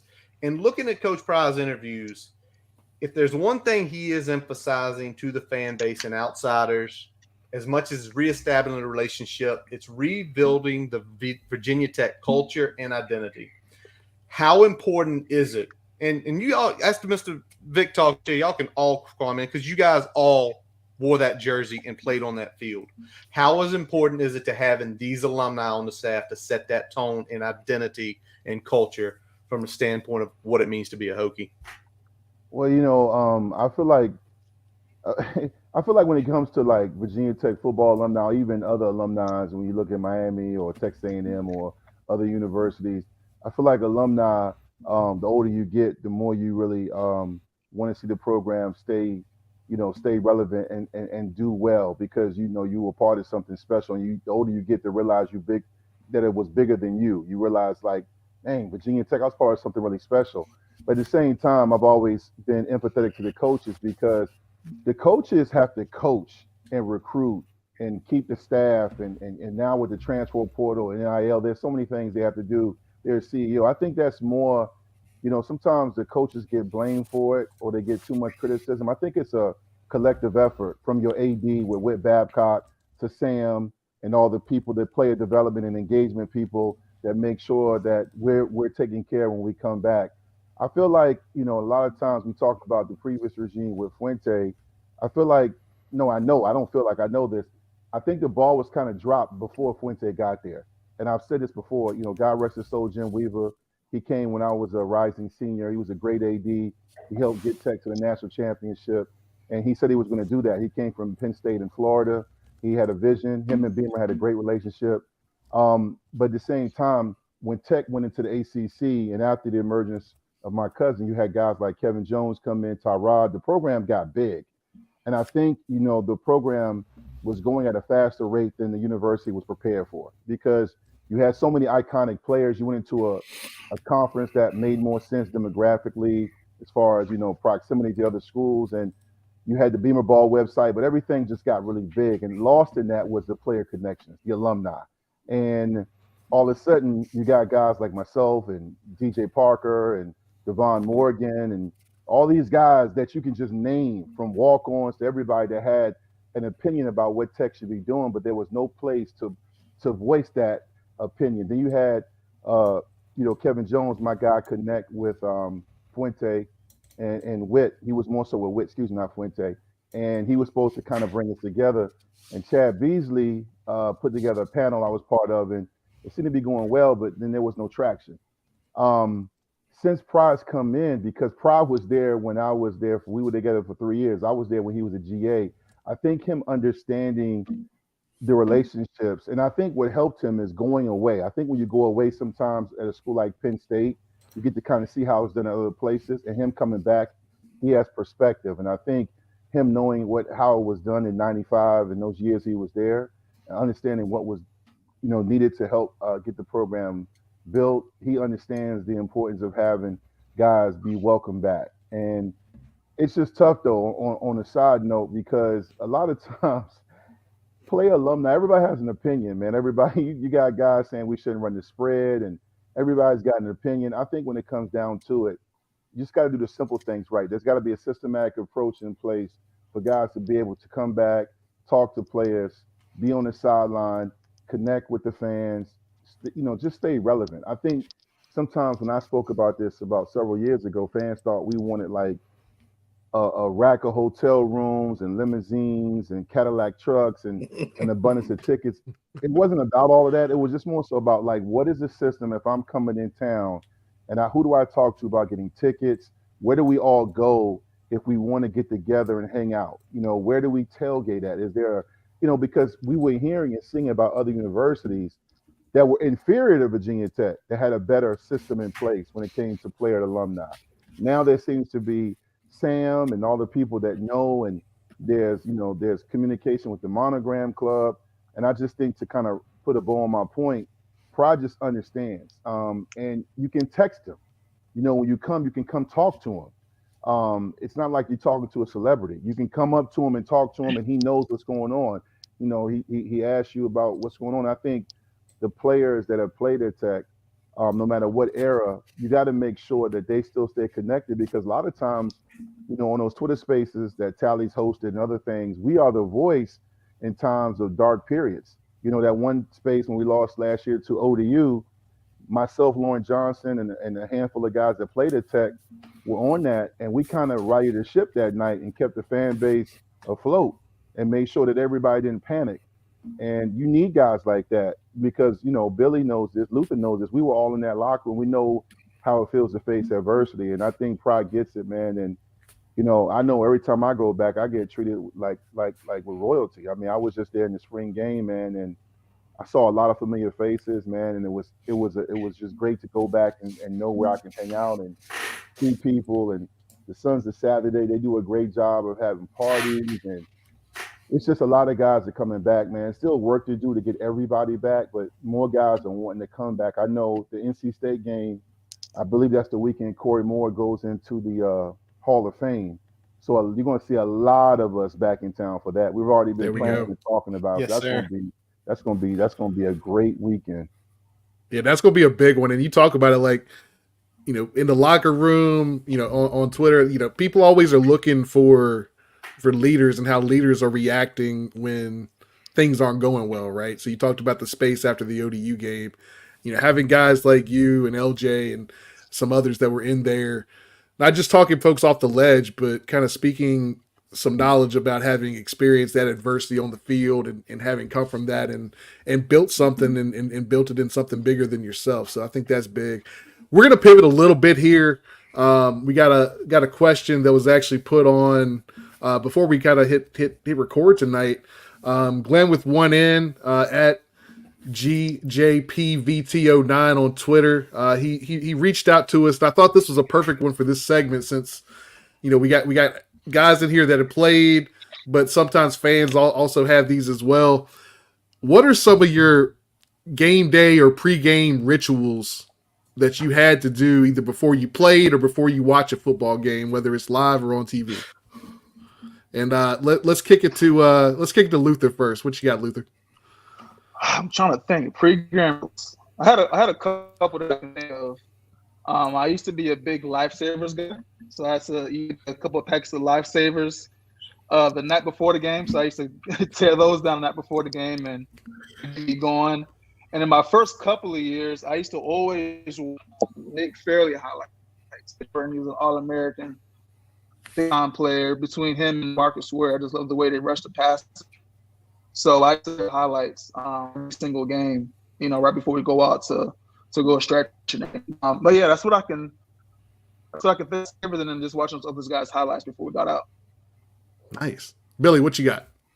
Yeah, I mean, usually what I was trying to do is get myself ready to handle Corey Marshall and Luther Maddy. That's what I was primarily getting ready to do, which is, I'd say, is about as challenging as anything. But two weird things that I would do before high school games is I would walk down and I'd walk like 2 miles to go watch Westwood High School play. And I would always, whether it be before games and honestly before practice, I'm a little weird. I'll listen to movie soundtracks. So I was big on listening to like the Friday Night Lights soundtracks and Braveheart.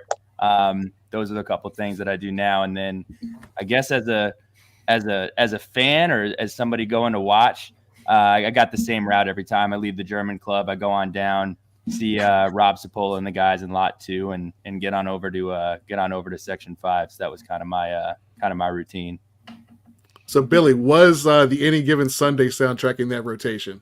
Was Al Pacino hyping you up before you went out there? Honestly, I got to tell you, that movie didn't really do it for me. I wasn't really big. I wasn't really big on that movie. I loved Friday Night Lights. I loved Miracle.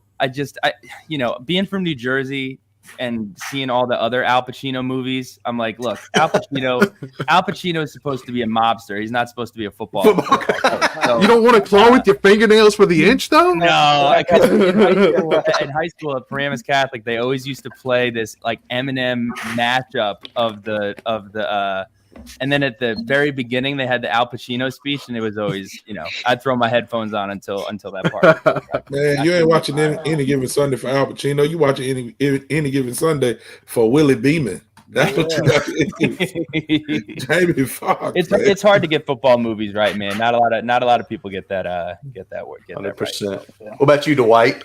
I'm a movie guy, man. So I'm looking at Billy, man. I'm just tripping. I saw somebody comment about Varsity Blues, but man, you guys are taking me back, man. I tell you guys how much I love being in Blacksburg in Southwest Virginia, man. Thursday nights, my last couple of years at Tech, I redshirted my first year. We would, Derek Smith, myself, a lot of us, the linemen, we would go to, this is before it really, Christiansburg and Blacksburg really blew up. We would go to Outback Steakhouse and just have a dinner and just talk, especially, home or road games. We would do it before we traveled, and we would just go have dinner together, man. First string and second string, just talk, hang out, fellowship, just talk about everything, man. We were so close. We're still close now. And that was just something I did. And then I would just, a lot of times I kept it simple, man. I love you guys that really know me, see me on Twitter or even IG or Facebook. I love to laugh. So I would kind of take my mind away from the game and find a movie. I'm a movie guy. I would watch movies, especially funny movies or just something, listen to music. I'm still a music guy. And then I'm spiritual. I'm not overly religious, but like I would always just meditate and read the scripture. I would pray for health. And I did that every week before a game. That was my ritual. And the last thing I did, especially the last 2 years, you guys were talking about, the other night, or this just now being married. My girlfriend, now my wife, been married 22 years, been together 26. I met her at Tech. So like every night when I got to the hotel, whether we played at home or on the road, she would write me a letter, like a motivational letter, would be in my black travel bag. So we checked in whether we at Boston College or whatever, like, you have your black bag I have that I kept, and I would get in my hotel and get settled. We had meetings and stuff. And then before I went to bed the night before the game, I always read a letter that she wrote me. And it was just, she just knew what to say and what to write. And I would read that letter and I would be good. And, and Luther and Billy know this, man, when you're coached well and you're ready to play, I was never nervous. I'll be anxious, but I was never nervous, even against some tough competition, because I played against some dogs. So those were my rituals, man. Dinner, laughing, hanging out with the boys, and just getting my mental, my spiritual right, man. Because, I think to play O-line, you got to be locked in. You can be aggressive, but you kind of got to be locked in too.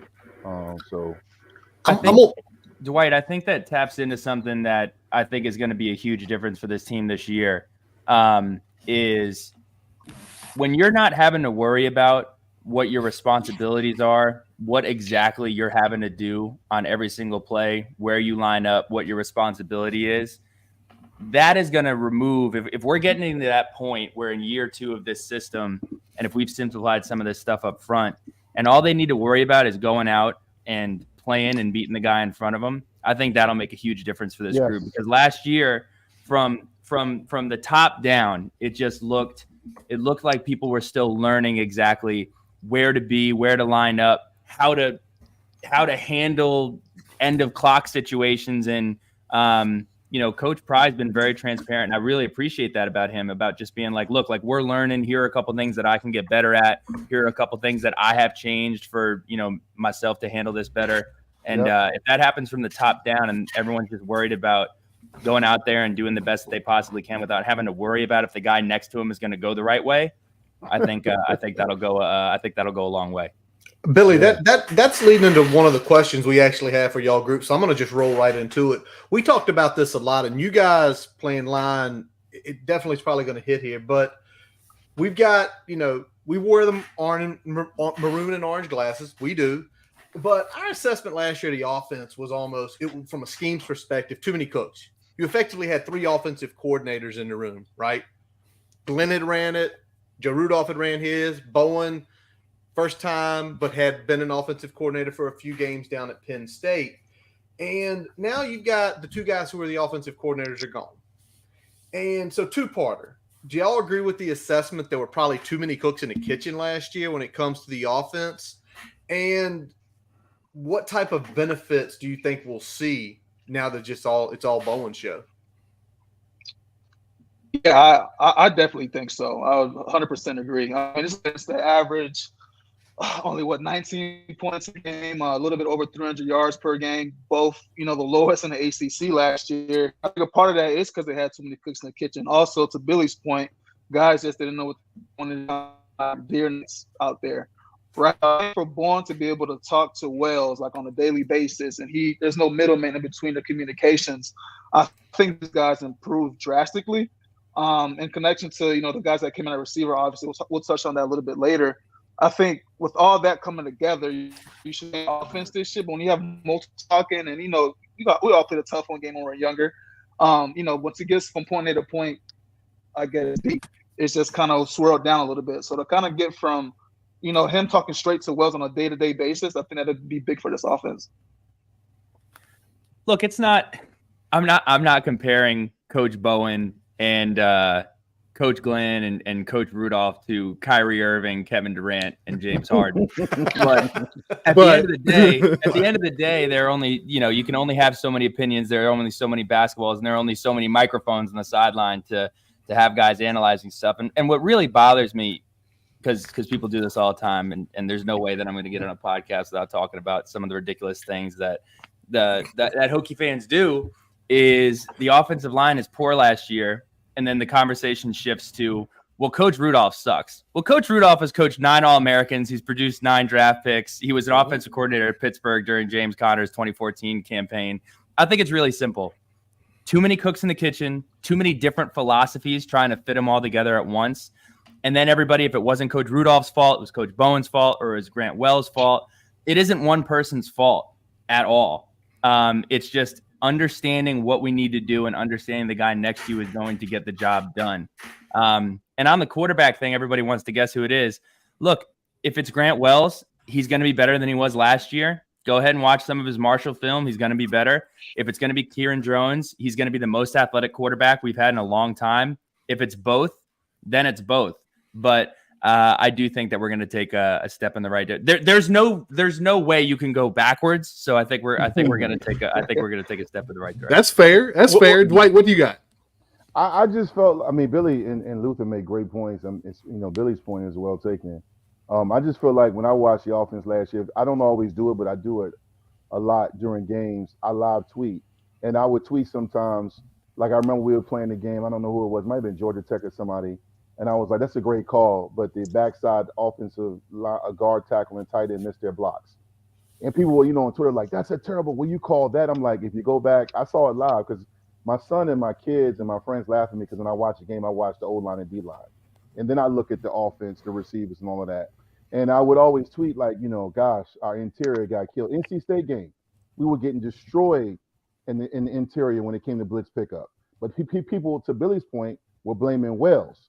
So when I came on Twitter Spaces, I kept saying, guys, you got to look at the whole picture, but it's not natural for the average to casual fan to watch the offensive line. And it's just quick to blame them unless, when it's a holding call, but we don't look at the whole thing. Yes, there were too many people, too many cooks in the kitchen.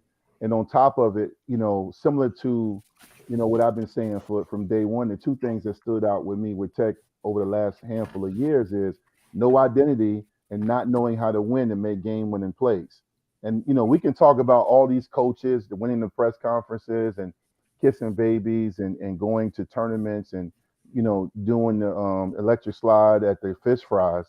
But players got to make plays. Listen, look, you talking about Luther Maddy and Corey Marshall. I remember, shout out to Corey Marshall. They were dogs. Daddy Nicholas, all those guys. We can go down the list on the O-line and D-line. Jonathan McLaughlin. He was, people talking about that Trey Edmonds run against Alabama when he ran for 70 yards. Go look at the kickout block Jonathan McLaughlin had that sprung Trey. And Jonathan was a freshman playing against Alabama. So those are small things I look at that people look at Trey Edmonds now. And he was a great back during those times at Tech, but the O-line was good. When you got guys like Jonathan and Wyatt Teller, it makes a play call easier because you have players that know what they're doing. And sometimes, in many cases, football players got to be plays.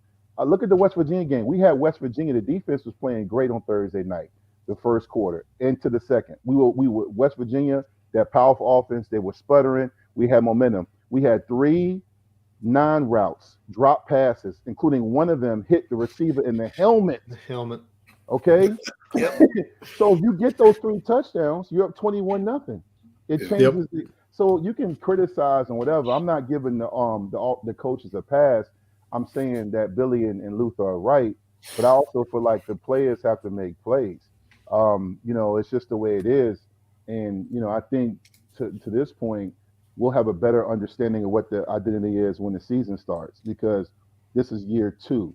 And, and you said last night on my show, Curtis, that 40% of the roster from last year has been turned over. You have more guys coming in, even though it's year 2, that actually will have a better idea. And I said this on many platforms I was on. I felt like the newer guys, the young guys, were more confident than the guys that had been there the last 3 or 4 years when it came to making plays on both sides of the ball. To that point, Dwight, the entire season, there was one game that was kind of the defense had the problem that the offense had all season. Was the defense is not getting enough credit for how well they played last year, for the fact that they were on the field for 65 to 75% of the game every single game. They were on the field a lot. The only game really that the defense didn't hold up their end of the bargain was Pittsburgh, because Israel Abanikanda did whatever he wanted. But it was only about 4 plays that game. Four plays. at the end of the day, I really think that what Virginia Tech can hang their hat on is kind of what made them great in the 2000s and into the around 2010 was find a way where the offense can stay on the field long enough, put up enough points, and rely on your defense, which has a lot of talent. And I'm on record for saying I think Coach Marv is going to be a star, just based upon the way that he carries himself. He did a great job in the Liberty game. If the offense can avoid 3 and out, and give the defense a chance to catch their breath, that's going to make a tremendous difference next year if they can just find a way to do that. Facts. Definitely, man. It's great, man, to have this panel, to have so many educated analysis coming in, man. It's awesome. I'm sitting here giddy, you know what I'm saying? Just listening to what y'all are saying. We're gonna go to something a little different where we want to talk about, I think Dwight said, talking about year 2, how we need to look in year 2, closing out, winning plays, things like that. The month of November, so the end of the season, looks like we got road trips to Louisville, Chestnut Hill, and Lane Stadium North. We go play those games at the end of the year, and we're not favored to win right now on some of those games, but they look like pretty winnable games if you look at it on paper. Not teams that we should be scared of. I want to say, how do y'all feel about Coach Pry closing out on winnable games, wrapping up this year, which will be his year 2?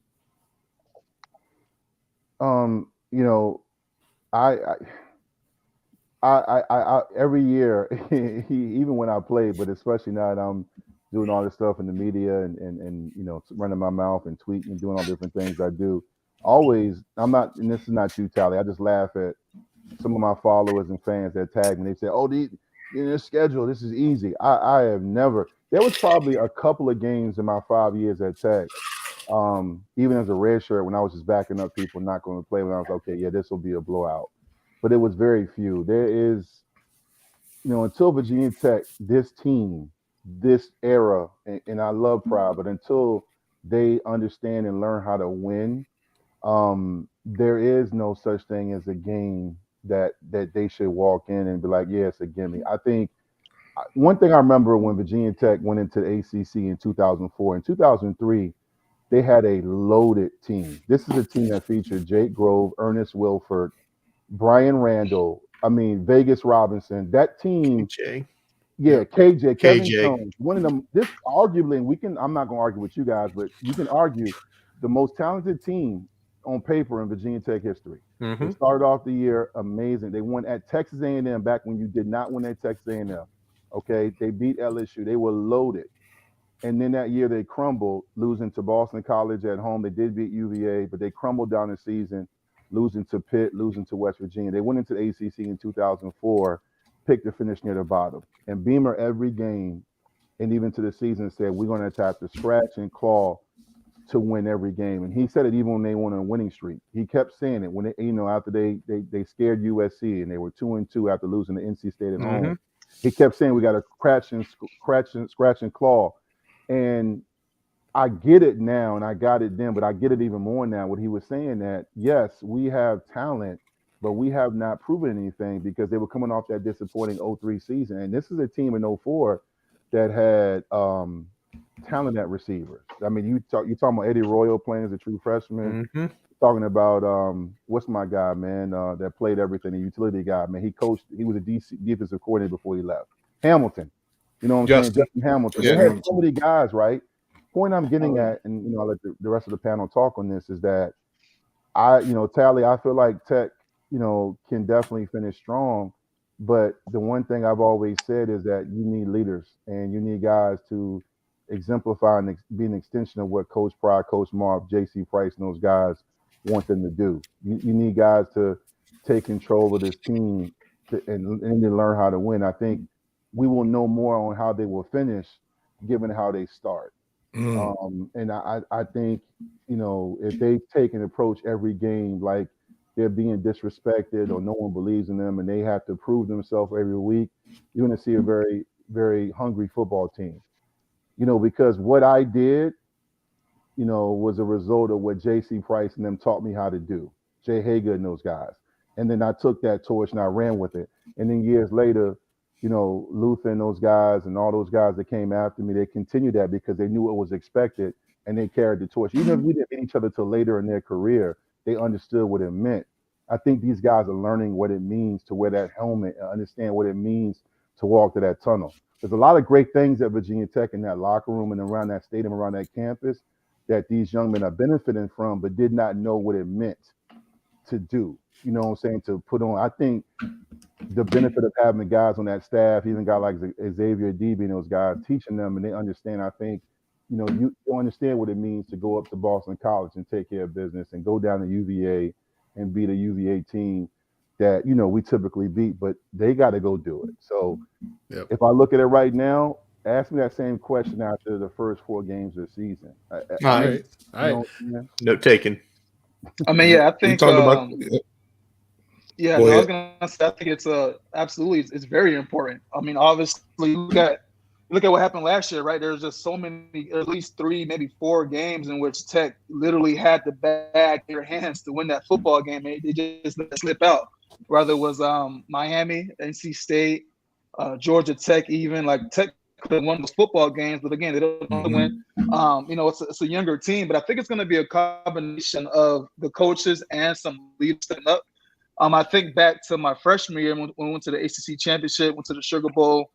We had leaders like Eddie Whitley. I think he's really people don't really realize how important Eddie Whitley was to that football team. He was a fiery guy. Every single practice, he's been all out. Like I can't speak high enough of Eddie Whitley. Eddie Whitley, Bruce Taylor, but then you also had guys, players that were on staff like Cornell Brown that can pull you to the side, and when you're fucking up, he kind of have a chat with you and make sure you get back on point. So I think all that stuff's important, and until Tech finds a way to kind of add those pieces and put it all together, it's going to take a while for them to put the football program back on pace. But it comes to them winning the football games. Boston College, they're 3-8 season. I think they have a pretty solid quarterback in Louisville. I think they're going to actually be pretty good this year with the transfer that they brought in. So although Tech's not favored in those football games, I think they are winnable. And if Tech can find a way to win those football games and, be above 500, a huge step going in the right direction. Yeah, I think it's crucially important for every fan to not – everybody does this exercise. The schedule comes out, and you do the W, you do the L, you do the W, you do the L, you go down the whole schedule. What I'm really looking for out of this football team is, yes, I think going to a bowl game is going to be it would be monumental for this group. I think, I'm going to at some point, I'm sure on this podcast and later on in the year, give a schedule prediction and predict if we're going to win such and such game or whatever. Yeah. But at the end of the day, what I'm more interested in is just organization and less chaos. And again, Coach Pry's done a phenomenal job of owning some of the things that he can do better and owning some of the things that his staff can do better. The staff that we saw from the television broadcast of the Old Dominion game, which was chaos, it was unorganized, it was kind of all over the place. You saw it get better to the Liberty game. Yep. And again, we talk about some of those games that, we were in a position to win and didn't win. Did some of that come down to execution? Yes. Coach Pry said that he's really focused on having more competitive periods in practice, making sure that that's extremely important. But we were in position to win those games against teams who were monumentally more talented than Virginia Tech. And look, Virginia Tech has beaten more talented teams than them, but the disparity that there was last year was so wide, and they were still in positions to be fighting and clawing. And that was one of the things I was most proud of this team last year, is there wasn't really a game that you looked at and you were like, our team quit this game. True. They may have lost. They may have gotten out schemed. They may have ran out of gas towards the end because we're, one deep at basically every single position. But I never saw us come in and just completely quit and let go of the rope. So, one play goes another way, one play goes another way. Your record's probably a little bit different, but that's what I'm looking for. Eliminate pre-snap penalties, look more organized, and finish the job. And I'm more concerned with that than I am we better win this amount of games. Yeah, Billy, I'm with you on that because it's all the little things. Go back to the NC State game. Everybody go back. 10 pre-snap penalties. I got 3 offensive linemen on here. How many gassers would y'all ran if you did 10 pre-snap penalties? We still be running them. We still be running them. Yeah. But think about that game. How many pre-snap penalties and cut them in half? You probably win NC State. You think about the Georgia Tech game with the fumble issues. And I know fumbles happen. Luther, you've played defense your whole life. Defensive players make plays. But think about when Keyshawn fumbled that ball. Like, we're there, we're up points. If we kick a field goal, it's out of reach. If we punch it in, they have absolutely no shot, but we fumble. It's those little things. And like you said, Billy, I love what you just said there about the chaos. ODU looked chaotic, and every week it was a little bit better. And every week we started being more competitive. It didn't look as chaotic. Yes, we won a couple games. So I love hearing it from all you guys, knowing that you guys, again, played on that field.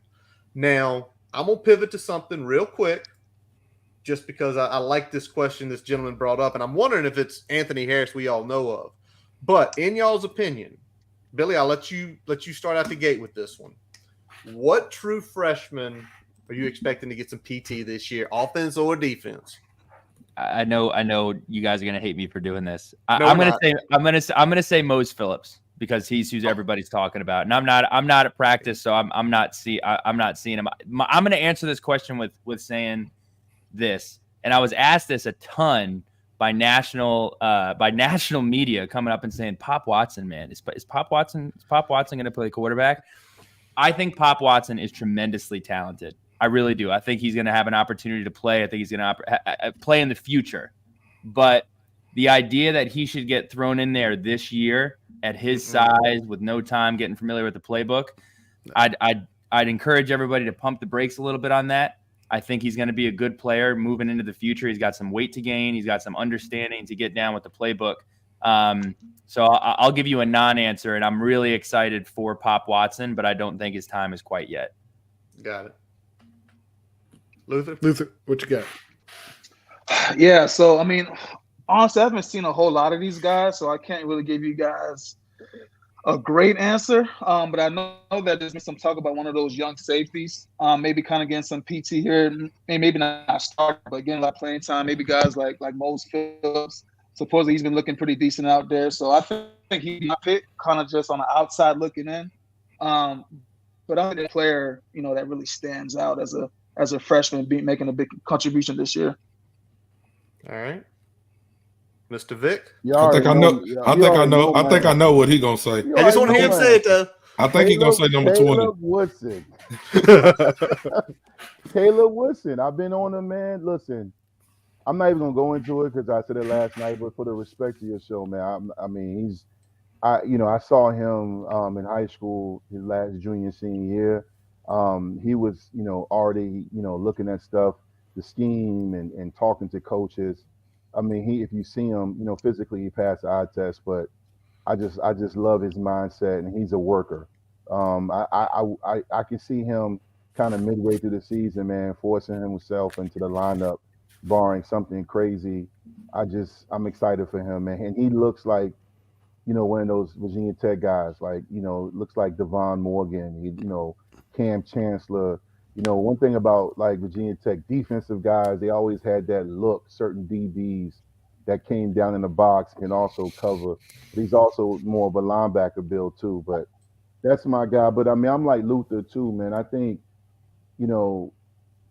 there's always a player too, like the kid you guys were talking about last night, Curtis. He was a redshirt freshman last year, the linebacker that came on strong in the Georgia Tech game. He had a tip pass, interception, touchdown. See, those are the guys that, will come kind of week 3, week 4, that'll surprise you. But right now, my surprise that people are going to be talking about, I stand by. I said the same thing, about Stroman and Eddie Royal when they came to Tech. So I got a little bit of a good track record. Well, I think that they pay attention to Dwight because I've been seeing Caleb Woodson on all types of media stuff lately. I think I got on Facebook and he was a big picture of him like kissing his mom or something like that at Media Day or Family Day. And then just a clip came out today where he was absolutely annihilated like a tight end. So I'm like, damn, is they listening to Dwight? They trying to get him on camera. But he does look the part. He looks the part, man. He looks the part. I seen him when I went to the spring game, not to cut you off, but when I went to the spring game and they were announcing like all the freshmen and stuff, he was on the field just like plain clothes. And I was like, God damn, who is that? And when they called his name, like he was big, like he was a big dude. And I'm thinking, I looked at Brian and I was like, he's supposed to be at prom. Like, he's supposed to be thinking about like, you know what I'm saying? I ain't gonna get too explicit, but I'm like, he's supposed to be at prom, man. He's supposed to be thinking about like playing football in college. And he just looks like a college football player already. And just kind of to pivot a little bit with that question that we put up. Who gave us that question? You said Anthony? Anthony Harris. Anthony, great question, man. But I'll say I wouldn't be surprised to see, some of those young DBs, man.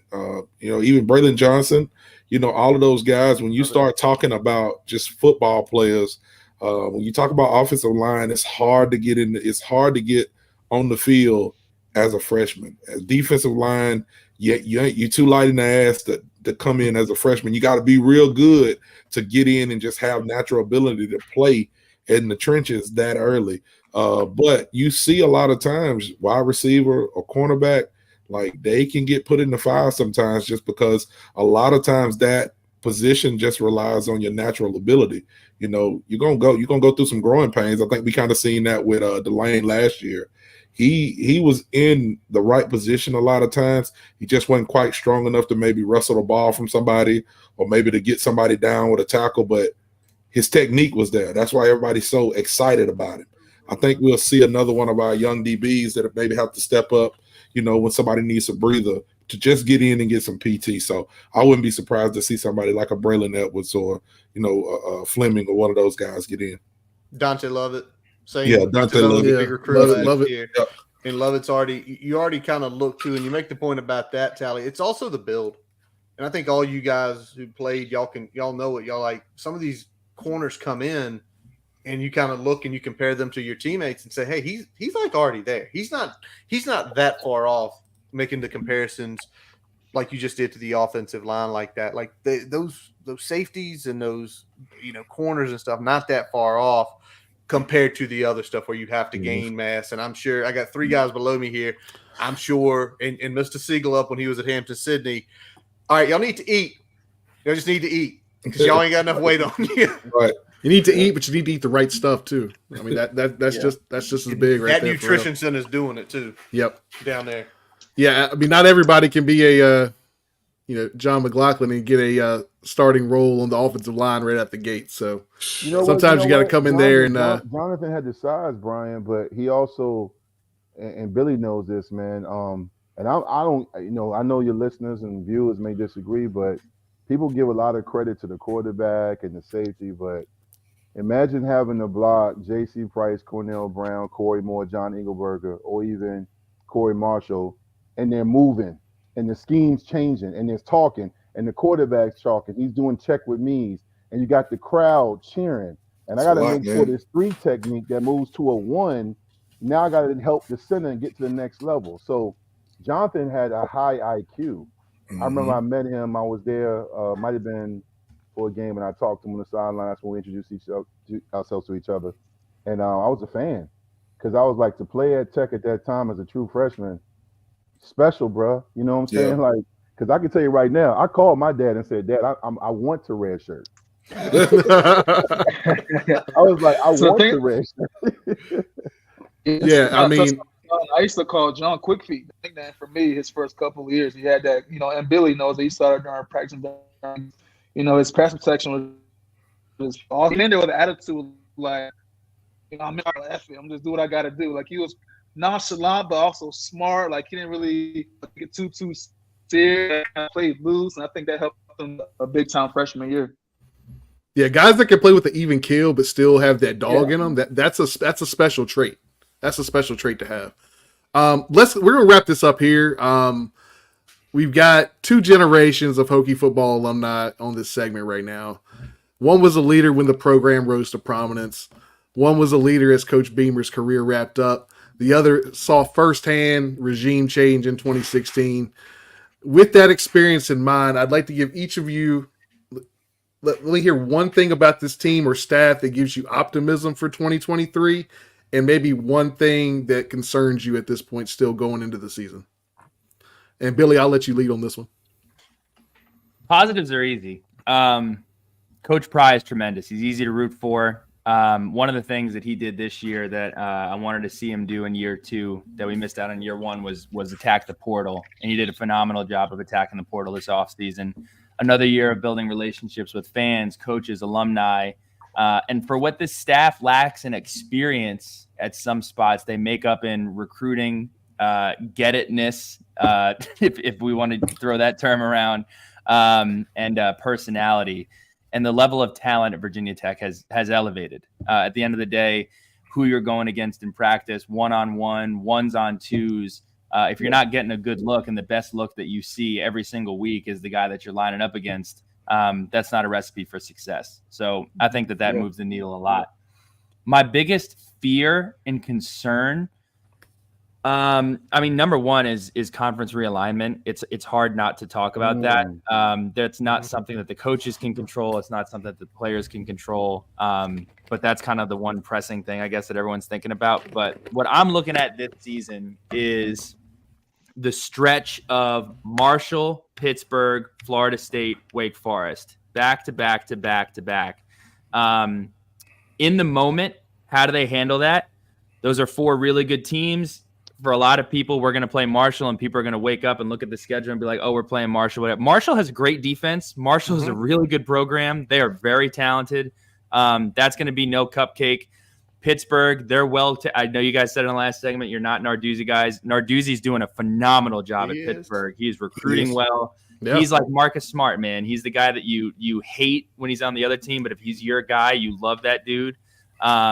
Florida State, obviously, playoff contention. Everybody's on Florida State, and then Wake Forest. How are they going to handle that in the moment? And if you come out of it with being 500, fantastic. But if you struggle through that, how do you come out the other end from the bye week against Syracuse? Yeah. Are you going to be able to handle adversity and get back on the tracks. Because you saw it last year. There was a tremendous stretch of just flailing and trying to get it together. Are they going to be able to get through that stretch admirably and then keep it going after that bye week? Can we see some sort of consistency? Because I think that's the biggest challenge stretch that we're going to face is those 4 games. You get the bye week, and then you're right back into it with ACC play. So I wouldn't say it's fear. I just think that window of games is going to teach us a lot about where this program is headed. Luther, what you got? Yeah, so for me, I feel whole about the offensive side. I mean, just watching Tech play last year is just miserable, right? It's a guy, but just watching the offense, I could barely finish watching the football game. I hate to say it like that, but I'm just being honest. So, I think for me, I feel a whole lot better about what the Billy kind of touched on a little bit earlier is the additions with the transfer portal. So I'm really big on Allie Jennings. I think he's going to be an all-conference type of player. He's going to be a receiver. Then you add Felton, and you also add Lane at receiver. So I think comparing this year to last year on offense side is going to be a big step forward. And I think them just finding identity as far as whether it's zone blocking or, getting the ball down the field more vertically. I think them actually trying to identify those things and actually focusing on what they are as an offense, that makes them feel a whole lot better opposed to them kind of scrambling and trying to figure things out. So that being said, I feel a whole lot better about the offense. I'm a bit concerned with the Mike linebacker situation. I know we have 2 really good guys battling it out. I think they'll both be, a good fit, but the fact that they're not kind of solidified, I think Mike's a very important position to kind of have in that type of defense. And with those guys' experience and the lack of depth, I should say, between Mike and Will, I'm kind of concerned there just because that Tech defense did struggle quite a bit of open field tackling once you got to that second level. I think they'll be better, but I don't feel great about linebacker. I know Tisdale's been there for quite a while. I liked him earlier in his career, kind of took a step back. At linebacker, I'm a bit concerned there. I'm hoping they can kind of, pick up and do a little bit better than what they did last year. Yeah, definitely a spot that, there's some question marks, especially, for all that he did during the time there. Dak's definitely a leader back there and getting everybody where they need to be. So losing that leadership is going to be interesting to see who steps up there. Dwight, what you got for this one? The first part of your question about what I'm excited for, right? Is that the first part? Yeah. Yep. Yeah, essentially, man, I'm excited, man, because from day one, I knew Pride was the right guy. I knew it. I just knew it. For the record, I've said this on you guys. I've been on y'all show a lot. I've said it on other shows, including the Suns this Saturday. I was rooting for Fuente. I wanted Fuente and his staff to win because I'm a Hokie first. I think now I look back on it, it's tough to replace a legend. It just is. But I just feel like Pride gets it. It's tough because I know a lot of former coaches and guys wanted to be on that staff with him, including my brother Todd Washington, Shane Graham. I know Stein Spring made it known he wanted to come back. So that shows you how much guys love Pride, that coach with him and against him. I think the fact that he went away, as I mentioned earlier in your show, and went to Penn State and saw how it was done there in a probably arguably the best conference helps Tech tremendously because it was similar to when Weaver got to Tech as an AD. He had been at Florida and Penn State, so he saw what it took to take Tech to the next level as we entered the 2000s. I just think, I'm very optimistic. I knew he was going to recruit well. I knew he was going to get guys, not just the 757 guys, but, Virginia and New Jersey and DC, Maryland, that Mid-Atlantic in the South. I think we're only getting started there. What I'm afraid or what worries me is not the X's and O's. He's got a very competent staff. I love Billy's point about Marv being a star. I completely agree. Pearson Prelo has been one of the best football minds I've ever been around, along with Torian Gray. Even though he's no longer coaching with us, he's down in South Carolina. I remember the great defensive coordinator, Greg Williams, called Pearson Prelo when he coached with the Washington Redskins, now Commanders. He said Pearson Prelo was his smartest player. This is a pro, NFL defensive coordinator. That shows you what kind of pedigree Pearson Prelo has. I don't worry about our staff. I don't worry about recruiting. My concern, Billy touched on this, is not the future of Virginia Tech, but just making sure we have the best fan base. And I know people say this, but we have a top 5, top 3 fan base. The fan base is so good, it got us a Sugar Bowl berth in 2011. We were 11-2. We finished behind Clemson. We earned the right based on the credibility and the record, but our fan base travels so well. Our fan base deserves a championship, but we have a very sometimes impatient and irrational fan base. And my fear is that people aren't patient because we're in the stage now with the NIL, the portal. I don't want us to become so impatient. And if this takes longer than expected, what do? Because, people look what Duke did last year. It's almost like, you're expected to win. I'm just concerned because I look at, I know it's tough, but I look at UVA and even Pitt. Billy, I'm with you. I know y'all don't like Pitt. I respect Pitt. I got a lot of heat last year because I tweeted about Narduzzi of what Tech should be doing, right? But here's the thing. They were patient with Narduzzi. Mm-hmm. Look what he's doing now. Yeah. Patience is not fashionable in our generation now, this era of sports and life in general. But I think patience is something we got to have. And on the flip side, I mentioned UVA. I played during the golden era of the UVA Tech rivalry. But since then, and I'm not taking shots at them, but other than the Perkins year, they've been irrelevant for a very, very, very long time. And last year, like Luther Maddy said, for the first time in my life affiliated with Tech, when I watched Tech play, I was praying for the game to be over. It was tough to watch. And I realized how irrelevant we were despite having that fan base. So my fear is that this doesn't get done. All this work Fry's doing, that we don't turn the corner and get back to what we and exceed what we used to be. I don't want to be irrelevant. I live in the DMV. My dad and father-in-law are diehard Washington Commanders fans, and they live more on the glory days and trying to beat the Cowboys and actually winning games. I'm like, y'all are so bad that y'all look forward to beating the Cowboys and the Eagles and not actually being relevant. That's how bad y'all become. I do not want Tech to be like, we're going to beat UVA this year. That's not the goal. Nope.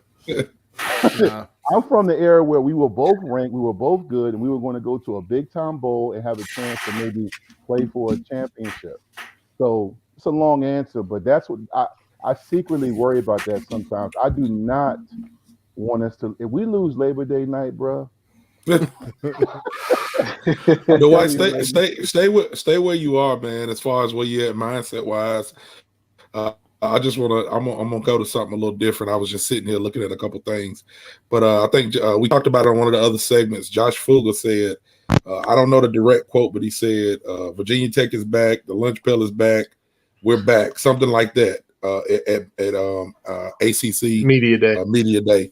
So again, I'll tell you kind of my answer. And I want to just hear from y'all what you think. I don't think that we're back.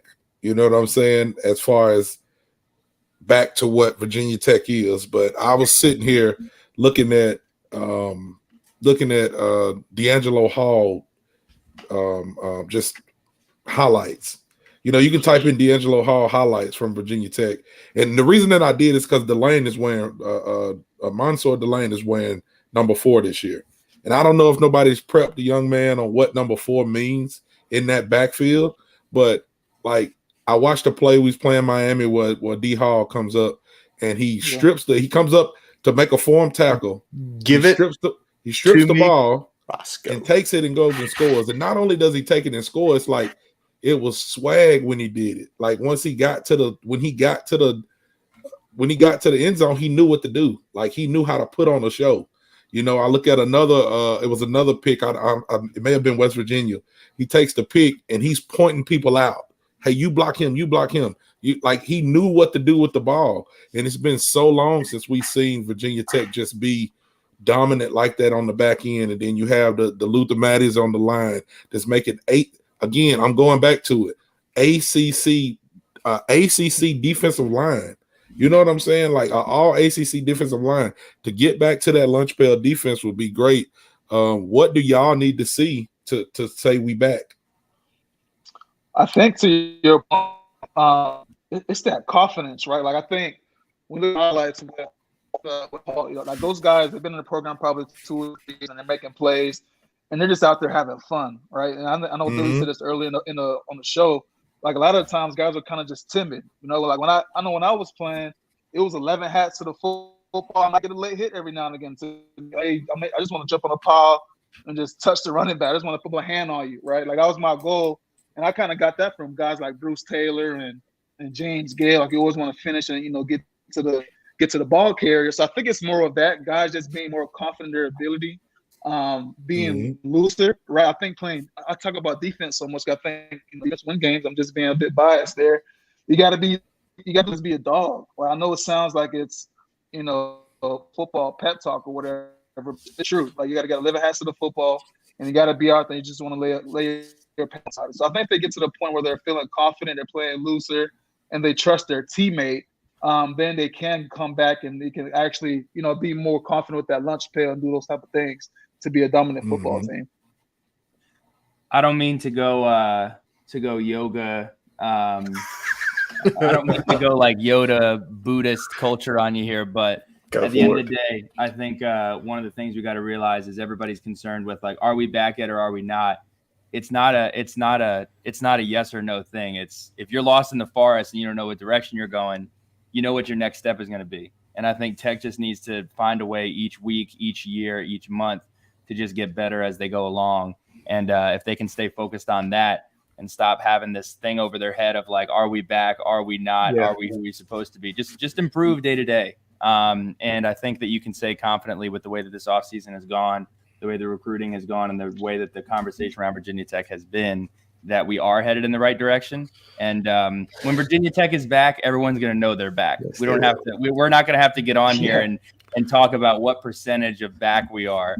You just got to start walking in the right direction. Is this one of those things? If you have to ask, you're not. Like if you're having to ask, are you back? You're not back yet. Just don't think about eating the whole whale, man. Take a bite at a time. You know what I'm saying? It's you just got to go in the right direction. I think we're doing that. Yeah, I'm with Billy. I think young dudes, I get it. I like the confidence, and we're back. Lunch bell, that's cool. That's fun. I know I'm an OG. I'm fine with that mindset. But again, you will know Tech is back when it's a close game and you have no doubt that the defense or the special teams, the offense is going to make a play. You'll know that. You like when D Hall, Miami came into Blacksburg that night in 2003 on a 30-something, 37, 38 game winning streak. D'Angelo Hall said on Tuesday during the press conference, D'Angelo was my boy. That's my brother. He played after me. He said, yo, I think Miami's beatable. Mind you, they just can't. They're coming in there. They won a national championship. They're on a 30-something plus game winning streak. He said, I don't think this Miami team is that good. I don't think they're that strong. And he said it, and Beamer got mad. He put a muzzle on him that week. Beamer said, stop talking. So D Hall went out there and showed you what he meant. He set the tone from the beginning of the game. Eric Green got a pick six. They made Brock Berlin look like he should have been playing in the Lego League, okay? You know what I'm saying? At the end of the day, they showed us. I remember watching games with my wife, and when in 2007, after the Virginia Tech tragedy that affected us forever, we were in a dogfight with Chris Johnson in East Carolina. East Carolina's always been a rival. It was a dogfight. We were the better team, but we were flat because of all the emotion. First game back, Lee Corso game days there. She looks at me and says, defense has got to score. The next series, Macho Harris gets a pick, takes it, we're at and takes it in for a touchdown. That's how you knew Virginia Tech was back. Even in 2015, 2014, I was looking this up just to make sure I was right. 2013, we went 8-5. Those were lean years, down years, and we were still 8, 9, 7 wins.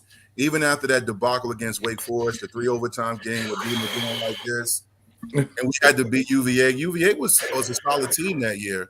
They were trying to get in the bowl game. That's the game before the game. We both in the midfield, and there was about to be a fight. A lot of talking. Virginia Tech won that game. Bucky Hodges had the game-winning touchdown. He also had the long catch. That's again, I can keep doing this. It's not really about so much, the historical perspective. It's just knowing your program. Like right now, as much as I love, and you guys know how much I love Pry. I'm still wondering and waiting to see who we are right now under his regime. Because I don't really know our identity yet. Because everything I just described historically, was the Beamer era and Bud Foster era. Okay. Yep. I'm waiting to see this new era. You know what I'm saying? So we will know when we're back, when, you know, we're 3-2 or 4-1, and we know, okay, it's a close game. What should we expect? Because everything I was describing, you knew in a close game, somebody was going to make a play defensively, offensively, on special teams. And that's kind of what it means to be back, because we knew that could happen. That can happen. I think what it is, and Billy, you kind of alluded to this, we're not going to know we're back. It's just going to be organic. We're going to walk out that forest, and it's going to feel like it did for me 15 years ago, 2007, 2008. And it's like, you know, my buddy from San Diego is calling me. Billy's hitting me up in the DM. Talley and Brian are texting. Dwight's texting. Luther's in the DM. And you're going to just feel it. It's not going to be that moment. Now, it's not going to be like a moment, but I think it will be a moment. And when I say that, because if you tell me we're 4-1 and we go down to Florida State, and I'm just hypothetically, and it's late fourth quarter, and 6'6" Kalil Lawson sneaks through on the special teams and get his hands out and flows the game, it's going to be that moment. And we're not going to know it right in that moment. We aren't.